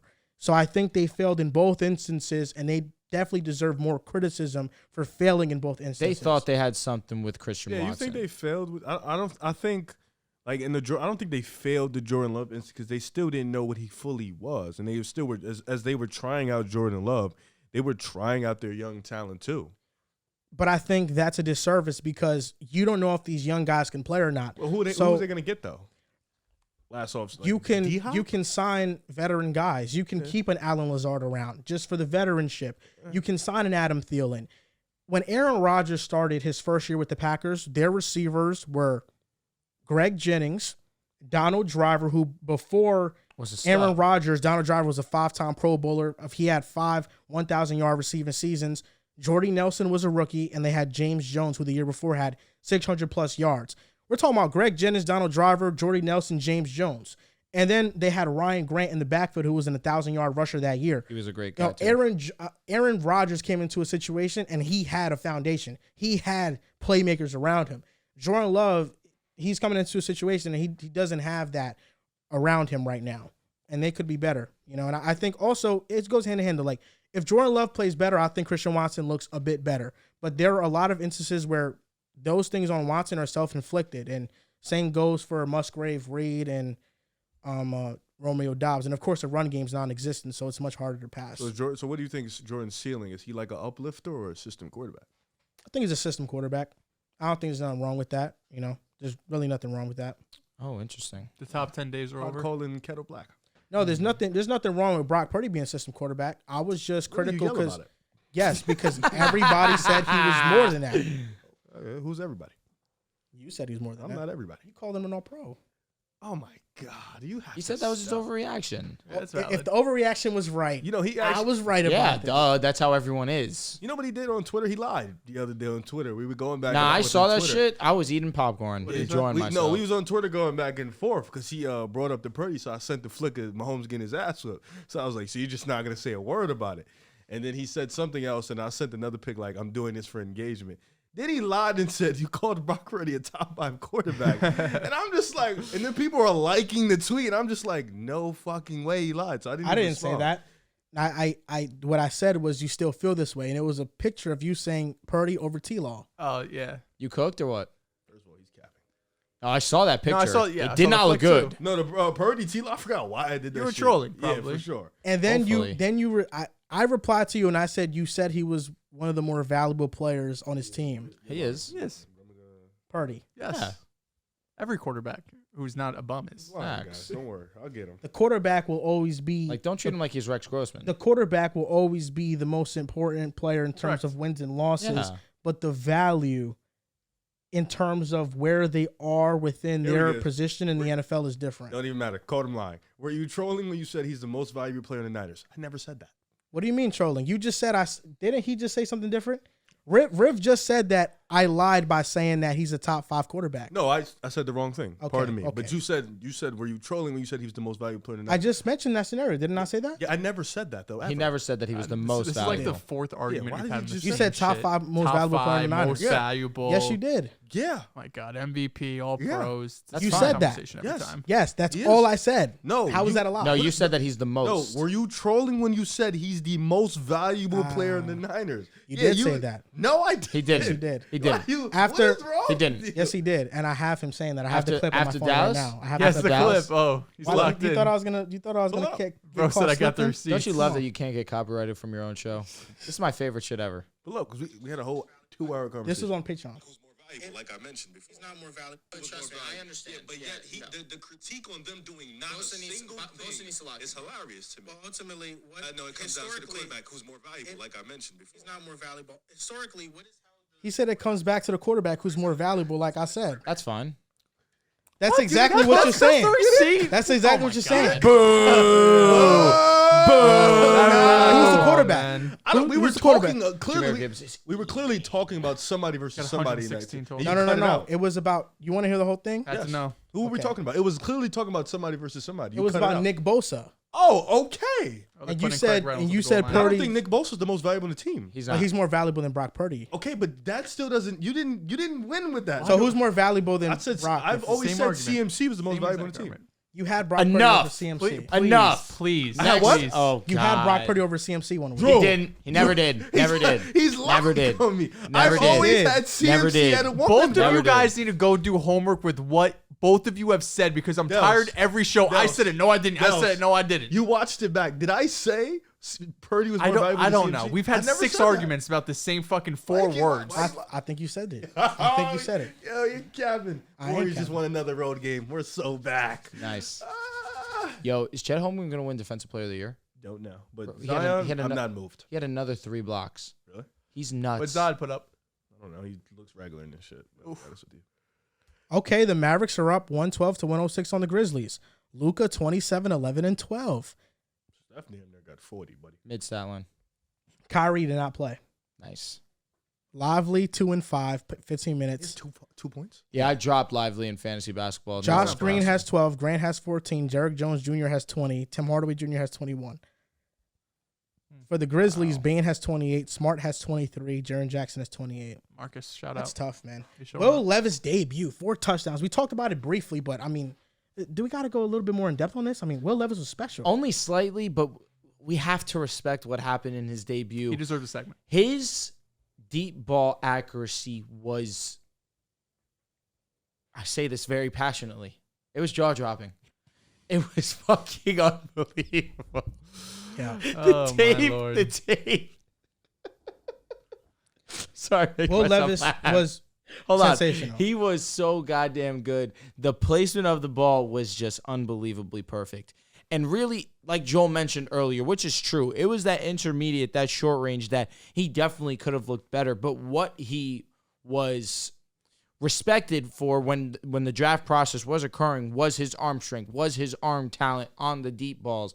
And that was fully evident versus the Falcons, who are a very good defense. That is what has impressed me the most about this performance. And we saw the deep ball, the first one to DeAndre Hopkins, for sure, offensive pass interference. But then the next one, where he's letting the play develop, he's trusting D-Hop to win, he stays strong in the pocket, no happy feet, delivers a perfect ball to D-Hop. The one off his back foot where he's fading and throws a perfect ball to Westbrook Akine. I honestly say this, he looked great, and it's leaving me intrigued for Thursday night. I haven't been interested in watching a Tennessee football game since Derrick Henry was going berserk in the playoffs. I am interested to watch what he does versus Pittsburgh. Yeah, it's gonna be a big test. Thank God, because this Thursday night game, if it was Tannehill versus, it's probably gonna be Mitch Trubisky. Kenny Pickett's questionable for that game. It's gonna make this game interesting. I don't really know what to make of Levis yet because you saw, first of all, the talent was there, right? We talked about the fantasy reaction last night that he was getting hyped. this guy. What? He picked up Will Levis in fantasy. Oh, finesse. Yeah, W. I was just going to do that In right Big now. Ten? And on PAS. Oh no, I drafted Will Levis. Oh, you did? Yeah, he's Okay. on my taxi squad. But Will Levis Ooh, that preseason, I could move him. Can you? Yeah, just Oh, once, tough, I think. tough, Just tough, once, tough, yeah. tough. But preseason or pre-draft season, Will Levis was getting that top 10 kind of buzz. You know, we had those big 3 quarterbacks, but then people were talking about who's that fourth going to be. People thought it could have been Levis. Of course, he fell, and the Titans scooped him up in the second round. But the talent was there. The arm talent was always there. It's just really, can he consistently be accurate? Can he throw with touch? Is he going to be able to move in and out of the pocket? Is the footwork going to be there? Because the arm strength is never going to be a question. It was on full display. But he did have a couple throws where, like, it was almost a Trey Lance type factor where the receiver's like 5 yards in front of him and he's just throwing the ball 1,000 miles an hour. We'd like to see a little more touch there. So you're not putting your receivers through hell. It's easier for them to run after the catch if you're throwing with some touch. But you have to love what you see. I mean, this is a Tennessee offense that was damn near unwatchable for the majority of this season. Outside of a couple games here and there, Ryan Tannehill was not able to get anything open, get anything going. And there was 2 other big plays. He had Treylon on the left side that just sailed out of bounds, and they had Treylon on the right side. It was probably not the best ball, honestly. It was double covered, but a couple other plays that were potential big plays he just missed on. So I'm excited going up against, the Pittsburgh Steelers, short week, Mike Tomlin's defense, TJ Watt. It's going to be a big test for him. Will Levis, I haven't seen too many debuts as good as his debut.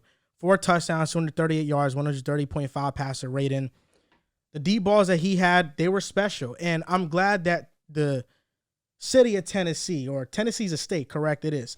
I'm glad that the state of Tennessee has something to root for and maybe a potential franchise quarterback in Will Levis, because the Memphis Grizzlies are about to be 0-4, dropping to the Dallas Mavericks without John Moran. Just got to let you know. So at least you got Will Levis in Tennessee, a true superstar in the making. Now, I wasn't high. The Timberwolves are 1-3 right now. I wasn't high. The Timberwolves are 1-3 right now. He said that. I wasn't high on Will Levis coming out of the draft. I wasn't a big fan. He wasn't in the best situation at Kentucky, but I think here's a prime example of why you bet on talent. Sometimes in the draft you take swings and you miss, like the 49ers did with Trey Lance, but there's a reason why. They did. You could say the Titans with Malik Willis was right there. That's true. That's true. Cry. You take swings because some guys just have talent that you can't coach, and you're hoping that their flaws that you can coach can get better over time. Will Levis is going to start this Thursday. It's going to be very telling how he plays.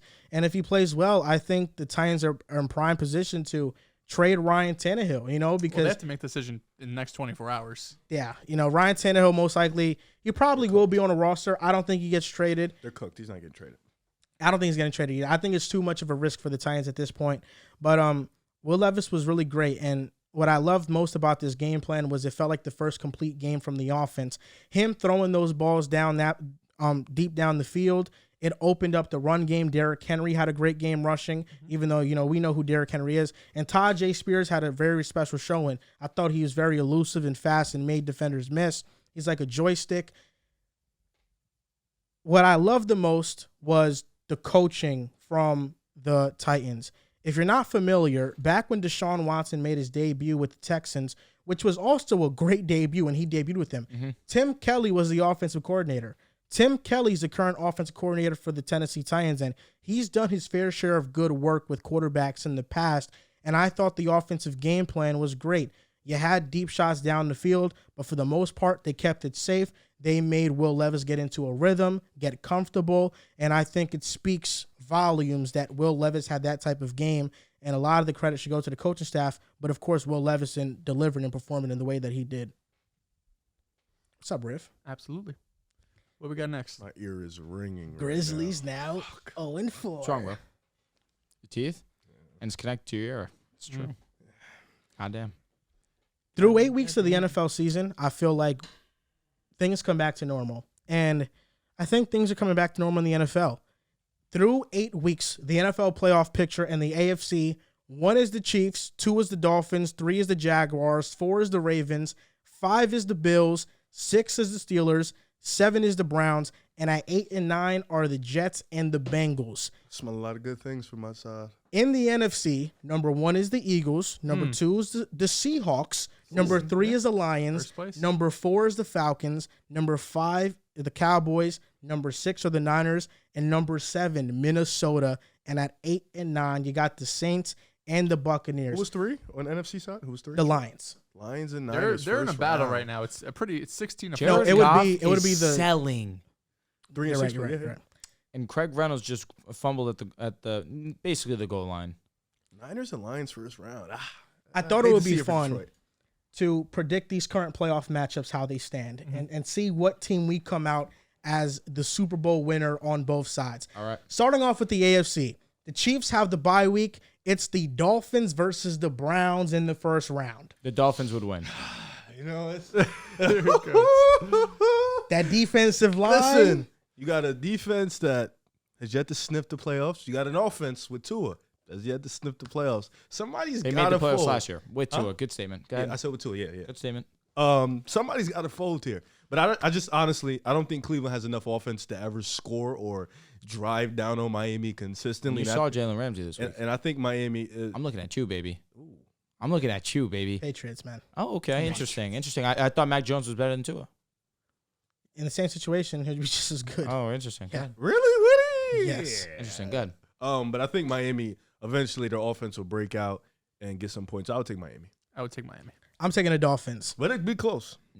The Jaguars versus the Steelers. I wanted the rematch so It'd bad. be a great game, like we just saw this Sunday. So I'm that'd be a great I'm game. going but with the not Jaguars. Miami and Cleveland. No, I'm going with the Jaguars. I would go with the Teaser. Jaguars It's pretty comfortably. disgusting. Says you, King Glazer. I'm going with the Jaguars as well. The real And question is if that's the Jets and not the Steelers or A-Rod. Now we're talking. I go Jags too. I'm going with the Jaguars as well. And I'm just going to let you guys know, as we do these, we will vote on the winner, and that is who will move on. Okay. So it is a list where we're collaborating. Okay.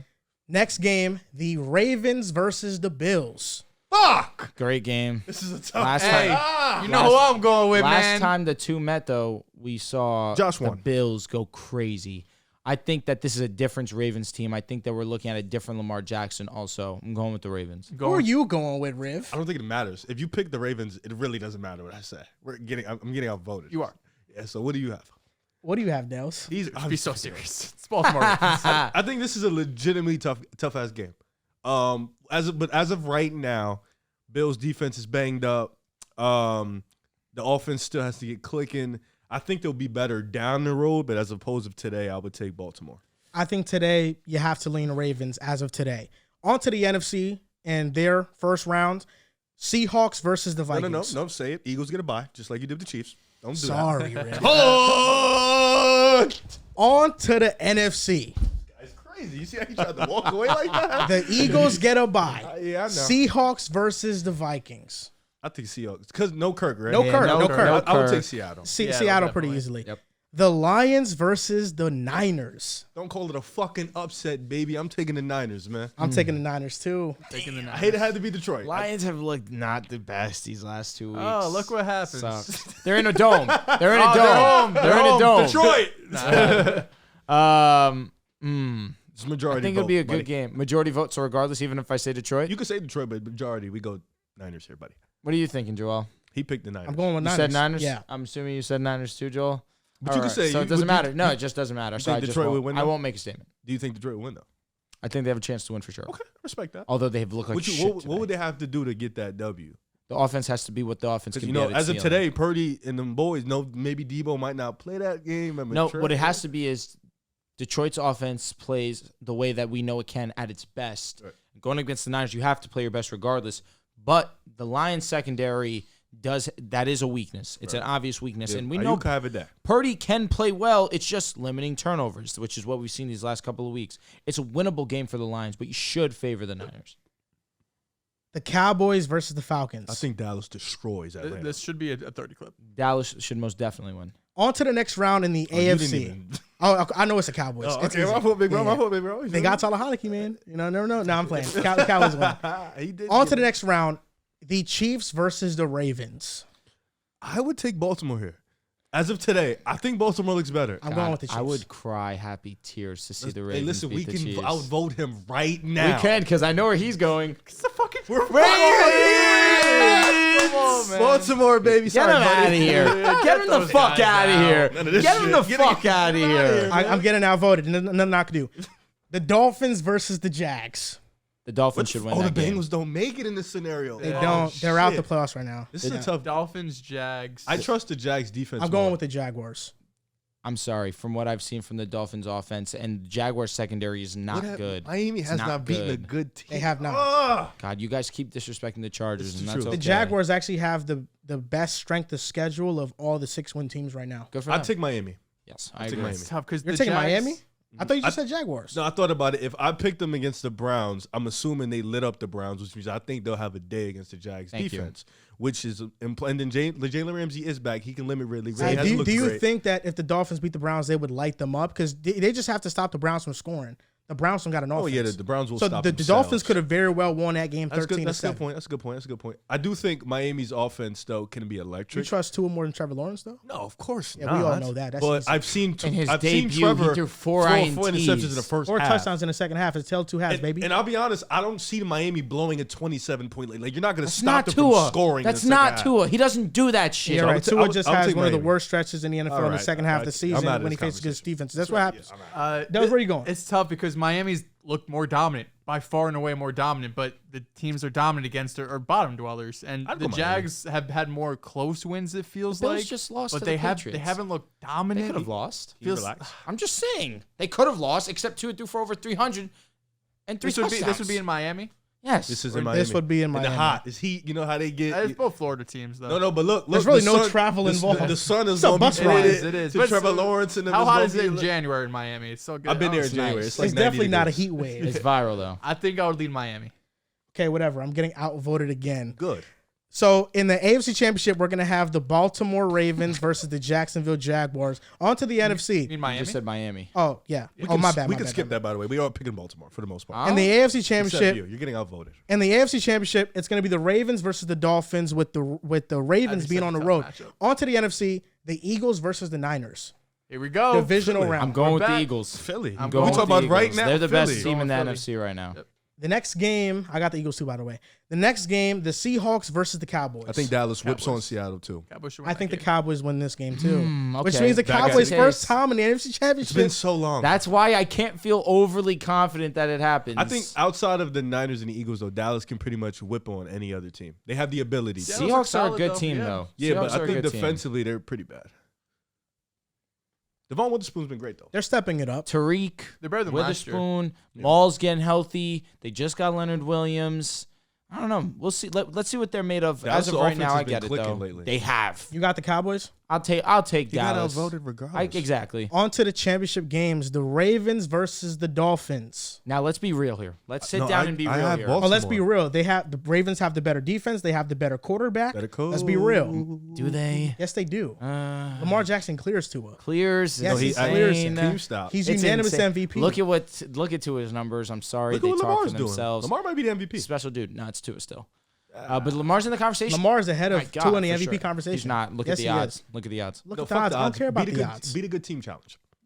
Just beat the Chargers and the I said Patriots beat it. twice. No, you beat the Chargers Those a are good long teams. time the ago. Bills beat the Bills just lost to the Patriots. What do you want to say? The Chargers, you beat them a long time ago. The Bills lost to the They smoked you guys. They lost to the They Patriots. smoked They you. whipped your Who? ass. The Bills. Bills. What are you? Oh, correct. So now we know. But where that was Drew's when they were going. healthy. Good point. That We was know when where they Actually, Drew's they going. still weren't really You, healthy. who do you got? Oh, I got Baltimore. Come on. Who do man. you got? I got Baltimore. I got the Ravens. Y'all- Drew's getting outvoted. You ain't sick because you know what? I know you're not gonna stay 10 toes down with me in this next pick. Eagles versus Cowboys Nobody NFC will. Championship. Nobody will. This is not, Eagles. this is Philly, not come you on. What do you mean I'm gonna Oh stay my on God. 10 toes? If we get Philly, Baltimore, I don't know what I'm gonna do. I don't know what I'm gonna do, man. I don't know what I'm gonna do. So in this scenario, all you three have the Eagles. I'm gonna pick the Cowboys in this game though, but I'm gonna get outvoted, of course. So the Super Bowl matchup: the Ravens versus the Eagles. Who wins? It's one of them ones. No way we lose 2 in a row, right? Does No way Lamar Jackson get his first Super Bowl chip? they both deserve it. Does Jalen Hurts get his first Super Bowl chip? No way Philly lose 2 Super Bowls in a row. Philly should win that game. I expect Lamar to be great I in know that where game. I'm standing. I'm going with Philly. I'm gonna go with the Ravens. Of course you are. What are you thinking, Joel? I can't pick. Man, listen, man, we here. Philly Nation. Well, you got Ravens, I got Philly. Philly. Come on. Whatever way you go with the Eagles. We're fucked regardless. I We're not know. necessarily. They win this hypothetical You scenario. win either way, buddy. You go I to do Ravens. win. I would. It's a tie. Who do you want it more? I'll tell you what, legacy is so different for Lamar Jackson if he wins the Super Bowl.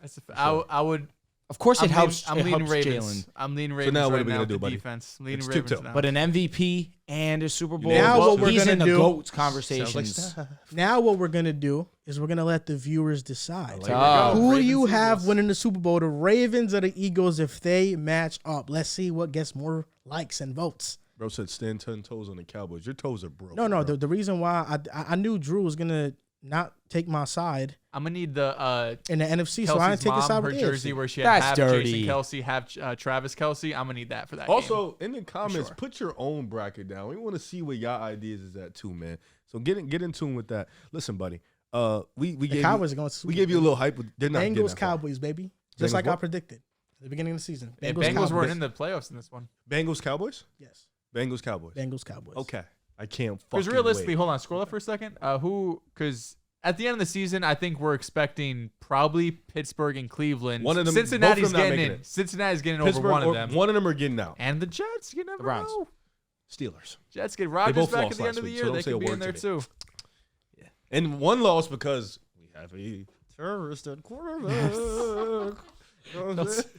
Like, he's not, we need a. You say Andy Dalton's on the market? Yes. Listen, man. If I'm You got a Cleveland, $230 million man. listen, man. If I'm Cleveland, you got to figure something out, bro. We had the Seattle. Shouldn't let game. Brissett walk. Doesn't know. That was good, man. Ranking the top 5 non-MVP candidates that are not quarterbacks. Who wants to list this off here? All right, I'll just go 5-1. Number 5, I have Myles Garrett. Number 4, I have T.J. Watt. Number 3, I have Micah Parsons. Number 2, Tyreek Hill. Number 1, CMC. Oh, no A.J. Brown. That's what I was about to say, Is Dehls. your Number list- 5, Sorry, go ahead. I have Micah Parsons. Number 4, I have Myles Garrett. I snubbed T.J. Watt on this list. I didn't feel good about it, but I think Micah and Myles Garrett have been more productive than him this year. So sorry, AJ. Although T.J. Watt has those high moments, but just he's on the bottom 20 defense in terms of passing yards and rushing yards allowed. Mike and Garrett are playing on top end defenses. Number 3, I got Christian McCaffrey, a touchdown in 16 or 17 straight games. 17 straight games. You want to know why? Because I got to respect the 2 receivers playing at the highest enough. level. Fair enough, A.J. bro. Brown and Tyreek Hill. Those are my 1 and 2. Yeah, I'm basically right there. 5, I have Myles Can't believe I Garrett. did this. 4, I do have T.J. Watt because I feel like individually what he does to the Steelers, he's won them that Browns game. Highsmith gets a sack, but he gets a touchdown. Yep. And then the Ravens game, he gets a sack on Lamar on 4th down to secure that win. 3, I have CMC, unbelievable. 2, A.J. Brown, but 1, Tyreek Hill on pace for Here we go. 2,200 receiving I got yards. 5. I got Myles Garrett. 4, I got A.J. Brown. 3, I'm sorry. I don't care where their defense is ranked. T.J. Watt wins the football games. Like I'm with you. He has single-handedly won his team multiple football games, whether it's getting the fumble, getting the key sack, getting the interception. Like he's probably one of the most versatile edge rushers in the league. And then number 2, CMC. For me, number 1, I'll go Reek. A.J. Brown, number 3 for you? Or would you adjust your 4. list? A.J. Brown, Or did 4. you know you didn't have no, A.J. or you just no, forgot? I'm just an idiot. Okay. agree. 6 straight games of 125. And did you see I'll the be honest, catch? I didn't think twice when I put Tyreek Hill, A.J. Brown, CMC. It was the last 2 that I was like, who should I So put here? if No, he's ridiculous, no doubt. I have to put AJ Then in Washington's this 5. cornerbacks should all be released after what But he that's was really what doing it to is, them. though. We know that Washington secondary is not that good, but He's that been doing that doesn't. all year. But that doesn't take away from how amazing he's been. It's been 6 straight games. if we're ranking the top wide receivers in the NFL right now, who makes the top 5? I'd still go Jettas at 1. I go Reek my at God. 2. Tyreek Hill got to be 1 right now. Nah, I don't think so. I think He has to. be. I think if He's off to a historic I start. think Jettas would have been. Do you on that know team. He He's on can that set same the pace. record for the most yards in the Jettas was season. on a If pace Jettis was higher healthy, than Reek. if Jettis was No, healthy, he was not. He had already more would've yards. been No, right there. when he got hurt, he had more yards. than Riv, do you want me to Reek. tell you He how had more yards crazy than Reek. what Reek is doing right now? I'm not. No, look, I'm just going to tell you. I'm not. Listen, He's doing I'm what not- nobody else has I done in the am Super Bowl not era. disagreeing. That is I'm not stupid. if you So want to he's have won. Reek at 1, He's that's won. fine. But I had Jettas at 1 before he went down. Of course. Nothing that Reek has done has changed my mind. Nothing? No, because Nothing of what he's Jettas done? was still going to be on He's that losing pace me. with him. I love Justin Jefferson. I love him have him at too. 1. I'd have him But one. Tyreek Hill's been more of a game changer this year. For sure. I don't agree with that. I think he has been. Well, he's played more games, so you could say that. No, well, I don't. but just the way that offense runs now. I with mean, the the tensions, offense was motions. flowing with Jettas, so I don't. I mean, And then he went down and it's still flowing. Does that not hurt his case? I mean, Interesting. to agree. I wouldn't say it does. It doesn't, but in the I mean, they Tyreek- were in a- great against the Niners, but they struggled against the Bears. In the Tyreek versus Jettis conversation, you got to nitpick here. I mean, if you want to nitpick, I don't really want to nitpick. But I okay. feel like both of them are 1 and 2. 1 and 2, it don't- Let's Tyreek go and 1A, Jettis. 1B. 1A, that's- 1B. You don't think Jettis. AJ Brown has any I think Diggs is better argument than for AJ number Brown. 2? No. I think AJ Brown is. I No. think Diggs is still better. Stephon Diggs better than AJ Brown? I think Diggs I don't is know better. about that. I think AJ Brown's better than Stephon. I think Diggs is better. I think AJ Brown. I'm not mad at that. I think Diggs is better than AJ is Brown. number 3. He's not better than Jettis. Jettis has You think he had a case for 2? Well, he's AJ been how that he's good. playing this year for AJ's sure. been that good. What are you The basing this off of? Statistics. What he's been doing? An impact. Bro, What are we doing here? He's the only player in NFL history. forget 6 when- straight games of hold on. 100? It's 6 games, I'm not 5. forgetting, I'm not but I'm tripping, just right? saying you got to acknowledge what AJ Brown's doing. Bro, I think what we're And doing, he has a touchdown in 4 of the 6 games. I think what we're doing is we're trying to put a player over somebody who got hurt, and I think that's unfair. Oh, listen, I'm not doing that. because I think He has a when case. Jettis was playing, he was comfortably ahead of AJ Brown. I honestly think right. that AJ And Brown, he was ahead of Tyreek AJ too. Brown has played himself into the top tier of wide receiver. Oh, that's fine. Like Top tier is like top like 5. the top He's top 3. the top tier, top 3 easily for sure right now based off this season. But I think it's not crazy to say AJ Brown is think it is a over little- Jettis. I don't think it's but I crazy. think it's wrong. I do think I it's don't wrong. think it's crazy. I think it's wrong. AJ Brown has been that good. Jettis was that good. Jettis has been generational at the wide receiver position. And, He has and been his again, start. we throw that word around loosely, sure, but it actually applies to Jettis. And that's Bro, it's a Jettis hamstring was injury. Jettis was gonna shatter Here's the so it's- many records, I bro. say this with respect. AJ's been amazing. 6 straight of 125. First time ever in NFL history. He has been a different type of special. Jettis still gets the edge. I think Jettis, the route running, he has that. The hands, I think, is Jettis. pretty equal. Still Jettis. AJ Brown, Hurts just throws goal balls up to him. He's double covered, and AJ Brown comes down with Jettis them. does the same We talk. thing. We talk Jettis' about. hands is We crazy, talk bro. about the Jettis I don't is know what you're perfect. talking the He's physicality. flawless. The, Physicality, AJ has the it. physicality with Yeah, AJ, yeah. he has it. I think he can abuse smaller Speed, corners Jettis has it. more than Jettis. Speed, I think it's right there. AJ Brown might be a little faster than Jettis. Yes, he might. watching? AJ Brown's one of the fastest. What are you talking What do you about? mean? Look at their 40 times in the combine. not talking about AJ, what the fuck are you what- talking about? The 40 time literally Talking about what measures their we've seen speed. on the field What, bro, this year. So you're gonna tell me off the field, Jettis is faster than AJ Brown? What? What are you talking about? You just told me Justin Jefferson is faster than AJ Brown. I think he's faster on the field. I don't. He's 40 not time though. from AJ 3, Brown. 4 years ago, I don't care about AJ that. Brown is faster Maybe than a little more shifty. AJ Brown is think faster AJ than Brown's Justin faster. Jefferson. Yeah, he's faster. If we're talking about if we're talking agility, if we're talking a little, And Riv, make you I'll give it miss. to you. I just went through the first 4 games. Jettis had 543 He yards. was destroying Tyreek had the league. 470. I know. I Like, was. he I had had 70 yards I had on a him. bet with somebody that it was Reek or Hill, Reek or Jettis, who's going to have more yards toward the end of the year. So I know what he was clearing the No, league. I'm his with first no. 4 or 5 Jettis games. has and to also be two. to act the 40 times quite literally or measure 1, whichever. 40 can't time- be any. Jettis has to be 1 or 2. But It it's can't be so any further than that. subjective. the 40 times quite literally measure your measurables. I don't- The but 40 I time don't is care a about is a 40 times quite for 3. Again, a clear agility, indication of agility, your I'm not adding it to speed. shiftiness. That matters. It does. You have to add that. but to they speed. they measure that in the 3-cone drill. They measure your I don't- agility. I don't But I care don't about think the 40 time. doesn't translate all the time to on-field speed. Yeah, but with in regards to Jefferson and AJ Brown, we could think definitely AJ say Brown's the 40 time definitely translates. Again, it's so marginal How between. did the we two. AJ's know- also got like 30 pounds. How did we which know? is why it's crazy. Listen, How if did you- we know that Chris Olave and Garrett Wilson were fast? They ran fucking 4.340s. Yeah, okay, listen. Like we know if you off the wanna 40 use times, you something know from who's the- fast. That's fine. Okay, go to the next one. I'm not gonna sit here and have a 30-minute conversation about 40 times. I would have Jettis, Tyreek, AJ Brown, Stephon Diggs, Ooh, Jamar, where is he?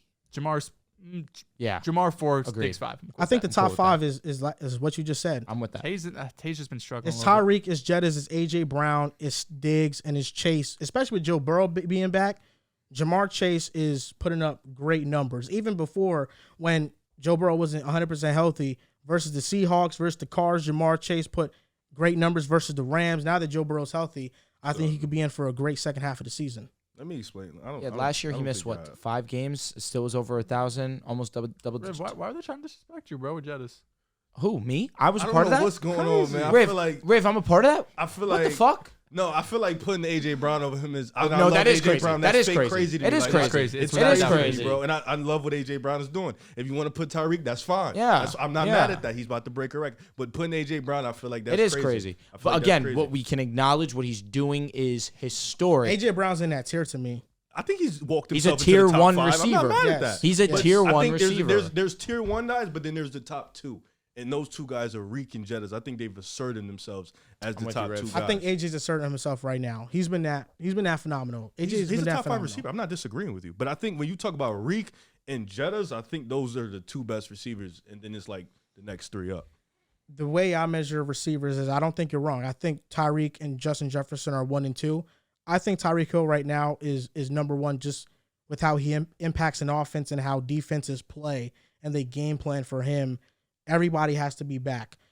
With A.J. Brown and Justin Jefferson, you put A.J. on the Vikings, you put Jefferson on the Eagles. I think both passing numbers, passing offenses stay pretty much the same. I don't think there's a huge boost in any of them, especially with how A.J. Brown's been playing. So that's how I measure it. I measure if you get swapped into that situation, is there any drop-off? And if I don't think there's much of a drop-off, then I think he's in a similar tier. I think A.J. Brown, you can argue he's the most freakish physical wide receiver right now in the NFL.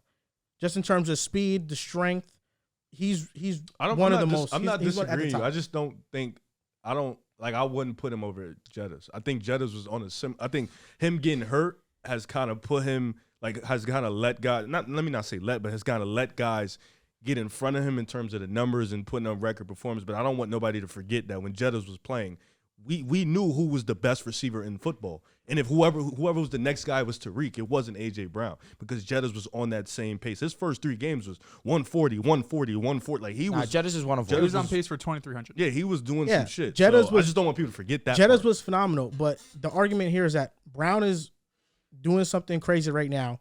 Last year, on 88 receptions, Brown had 1,500 yards and 11 Brown was touchdowns. amazing last year. Jefferson last year had better numbers. He had 128 receptions, 1,809 yards. He had less touchdowns at 8. The Eagles went into the second half of games blowing teams out. Yep. So they stopped really running their offense. If they really wanted to run up the score on teams, I mean, A.J. He Brown gets close to 18. A.J. Brown had 32 less receptions than Justin Jefferson and had 400 less yards. That's still a lot. That's a lot. But 10, if we're talking about realistically, a receiver, and you gotta remember, a receiver gets 7-8 receptions. On the other a game. side, he has to feed Smitty too. You don't really have to feed. Last year, you didn't have to feed anybody like you had to feed Smitty. Like there wasn't another counterpart to also take away attention from Jettas. Jettas was even this year, Jettas was seeing a dude in front of him and a dude right behind that dude. Yeah, the coverage that Jet sees Jettas is was stupid. getting, and I'm not saying A.J. Brown doesn't gets get double, similar yeah. coverage and nothing like that, but Jettas was touchdown, seeing double coverage. I know what different you're type of saying, coverage. but I'm saying and he can play anywhere. if you're outside, Justin, inside, like, he can play anywhere. so can AJ. No, I'm not. Yeah. No, I'm not just like AJ's. He's walked himself into that top 3, top 4 conversation. When you talk about like if you're adjusting for like targets and receptions, AJ could have definitely touched 1,800. Not like he could have touched 1,800. I'm with you. With his season last year, if they actually ran the offense get it when they different started ways. blowing out teams. But I do want to say something. I was wrong. Justin Jefferson ran a 4.4, 4.43, AJ 4.49. So fuck your 40 times. AJ, I'll say this: AJ looks faster. I get though, what you mean. It's because he's Jettas was doing all 230. this It's shit. because Like, he's a big yeah. body. He's- So like you adjust for weight and stuff. I'm sure maybe like the running miles per hour and stuff. AJ might have him beat, but Jefferson ran the fastest. that's with no 40 time. pads on, right? Speed scores probably. Yeah, that's with no pads on. Yeah. NFL Power Rankings Week 8. We'll go through this quickly. Number 10, I got the Detroit Lions. Number 9, the Seattle Seahawks. 10? Number 8, Go from the 3 to Cowboys. 10? After 2 weeks. Yes, Who you had? they're struggling against the Raiders. They're up winning now. pretty They're up comfortably. by- Oh my! Jameer Gibbs over He said, "Oh my 140 rushing. Nice. Listen, I got the Lions just because the Seahawks beat them. The Cowboys, I think their win against the Rams was a big-time win. And I do think the Cowboys are a better team than the Lions. I do. So 10, 9, 8 is Lions, Seahawks, Cowboys. Number 7, I got the Bengals. The Bengals, I respect that. Joe Burrow's healthy. They're easily a top 8 team. Number 6, the Miami Dolphins. This week against the Chiefs, with Jalen Ramsey back, they put on a performance defensively. The Dolphins walk into the top 3 for This me. could be one of them ones, man. That's this type of game, but the defense still, I have some concerns. Number 5, the 49ers, 3 straight losses, but I still think they get some leeway. They got some guys injured, and I think they'll be better moving forward. Number 4 is the Jaguars. They have a top 10 defense. Their offense is starting to catch up. That secondary's not good. Number 3, the Chiefs. They have injuries in the secondary. Tyson Campbell's not been playing. But take that into account. And Tyson Campbell's coming back, though. He's coming back this week. Even when he was in the lineup, they weren't that great They're a top defense, bro. because of how great that front line is. Josh Allen's the only guy that gets. I pass understand rushes. that. Regardless Pressures. of that fact, bro, the secondary has not been good. Number 3, the Chiefs. Bad loss to the Broncos. If they lose against the Dolphins, I'm dropping them off more. But for now, I got to respect them as number 3. Number 2, the Eagles, even though they have the best record. Because number 1, I think the Ravens are the best team in the NFL. I'm fine with that. All right. This shit was so whack, by the way. What? It's the Steph Curry. Oh, Yeah, that shit was so I whack. prefer this. You know. Brother, he's 35. Yeah, I know. 4 rings. Don't care. Relate. All How right. many Celtics have in 24 years? How much dick are you sucking? Ooh. Wow, got your ass. Whoa. A lot, by the way. But here we go. I'll go. All right, all Because right. I'm quicker than you. Bang for your buck. Here we go. I got Detroit at 10. I'm going to go give a little respect. I got Cincinnati coming in at 9. I got Bills at 8. I got the Niners falling to 7. Cowboys at 6. I still got Miami in my top 5. The Jags jump up to 4. Kansas City at 3. Ravens at 2. What don't I know about the Jags? I got Philly at 1. I think you're just sleeping on them. That's Like, power Would you have rankings. Detroit? Detroit, I have them at 10. I'm not sleeping on them. Their defense is really. They keep winning, so I have to keep It's not putting them mid, up. bro. It's okay. It's okay. It's not. It's It's not been one of the overwhelming. best units. It's definitely not overwhelming. They've been playing good All right, football. number 10. Win against Number the Bills, 10, big. they have to be in your top 10. I'm talking about the Cincinnati Bengals. Definitely the most volatile team here. Number 9, I have the Dallas Cowboys. Number 8, Buffalo Bills. They also could drop off, but they had a respectable win this past week. Lions, number 7. Number 6, I have the 49ers.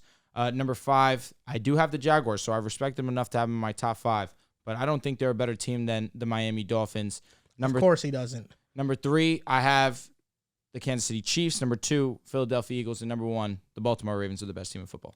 Okay. Cracking the At fuck 10, up. I have the Dallas Cowboys. 9, I have the I'm going to Lions. just stop disrespecting the Eagles, man. Where do you have the Eagles? I have the Eagles 2. You had them 1? Duh. Okay. You had them The too. best All right. record in the NFL. Ravens are the most complete team where you Really? could say that the Eagles they do have a better offense, in my opinion.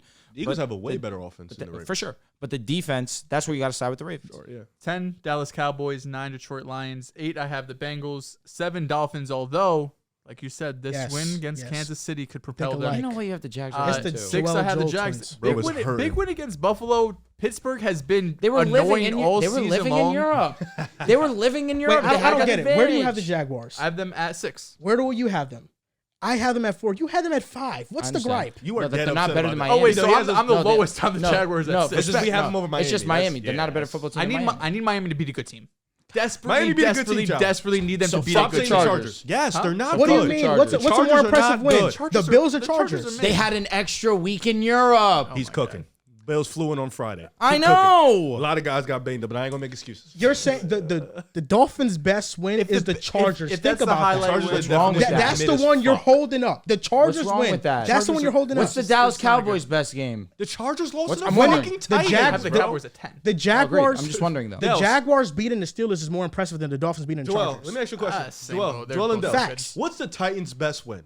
It's the Chargers, bro. They're not good. They're not This good one at against all. Atlanta. Could argue. Levis They're look not that good, bro. The Chargers are mid. All right, finish up your list. Shout out to So where are Miami we? for doing that. 10 Cowboys, 9 Lions, 8 Bengals, 7 Dolphins, 6 Jags, 5 I still have Buffalo. I'm not giving up on them. Oh, goodness. My top 4 is still the same. I got the Chiefs at 4, Niners are still at 3, Ravens are still at 2, and Eagles are at 1. You Dehls for some reason. I'm not overreacting to those top 4 teams. Niners I think they're defense. all really good. Needs to turn up. I like the Bills' respect, bro. I'm still like Buffalo is still a really good team. The defense is losing me. We're losing people. So, Agreed. Yeah, That's true, man. It's unfortunate. They had a nice win against Tampa Bay. NFL cool. Pick'em Offensive Week bad. 9 predictions being recorded on Wednesday. Make Okay, sure scared me. I'm you like, guys I thought we were about to do it sign right up now. to the I swear to Patreon. God, I was Thank you like, guys nah. for watching. You can follow us on Instagram at Pick Aside Podcast and Hold on on. TikTok at Pick Aside Podcast and on Twitter at Pick Aside Pod. I had something to say. Nah, I ain't got shit to say. I thought Thank you guys for watching. Thank you for listening. Make sure to rate the pod, and we'll see you guys next time.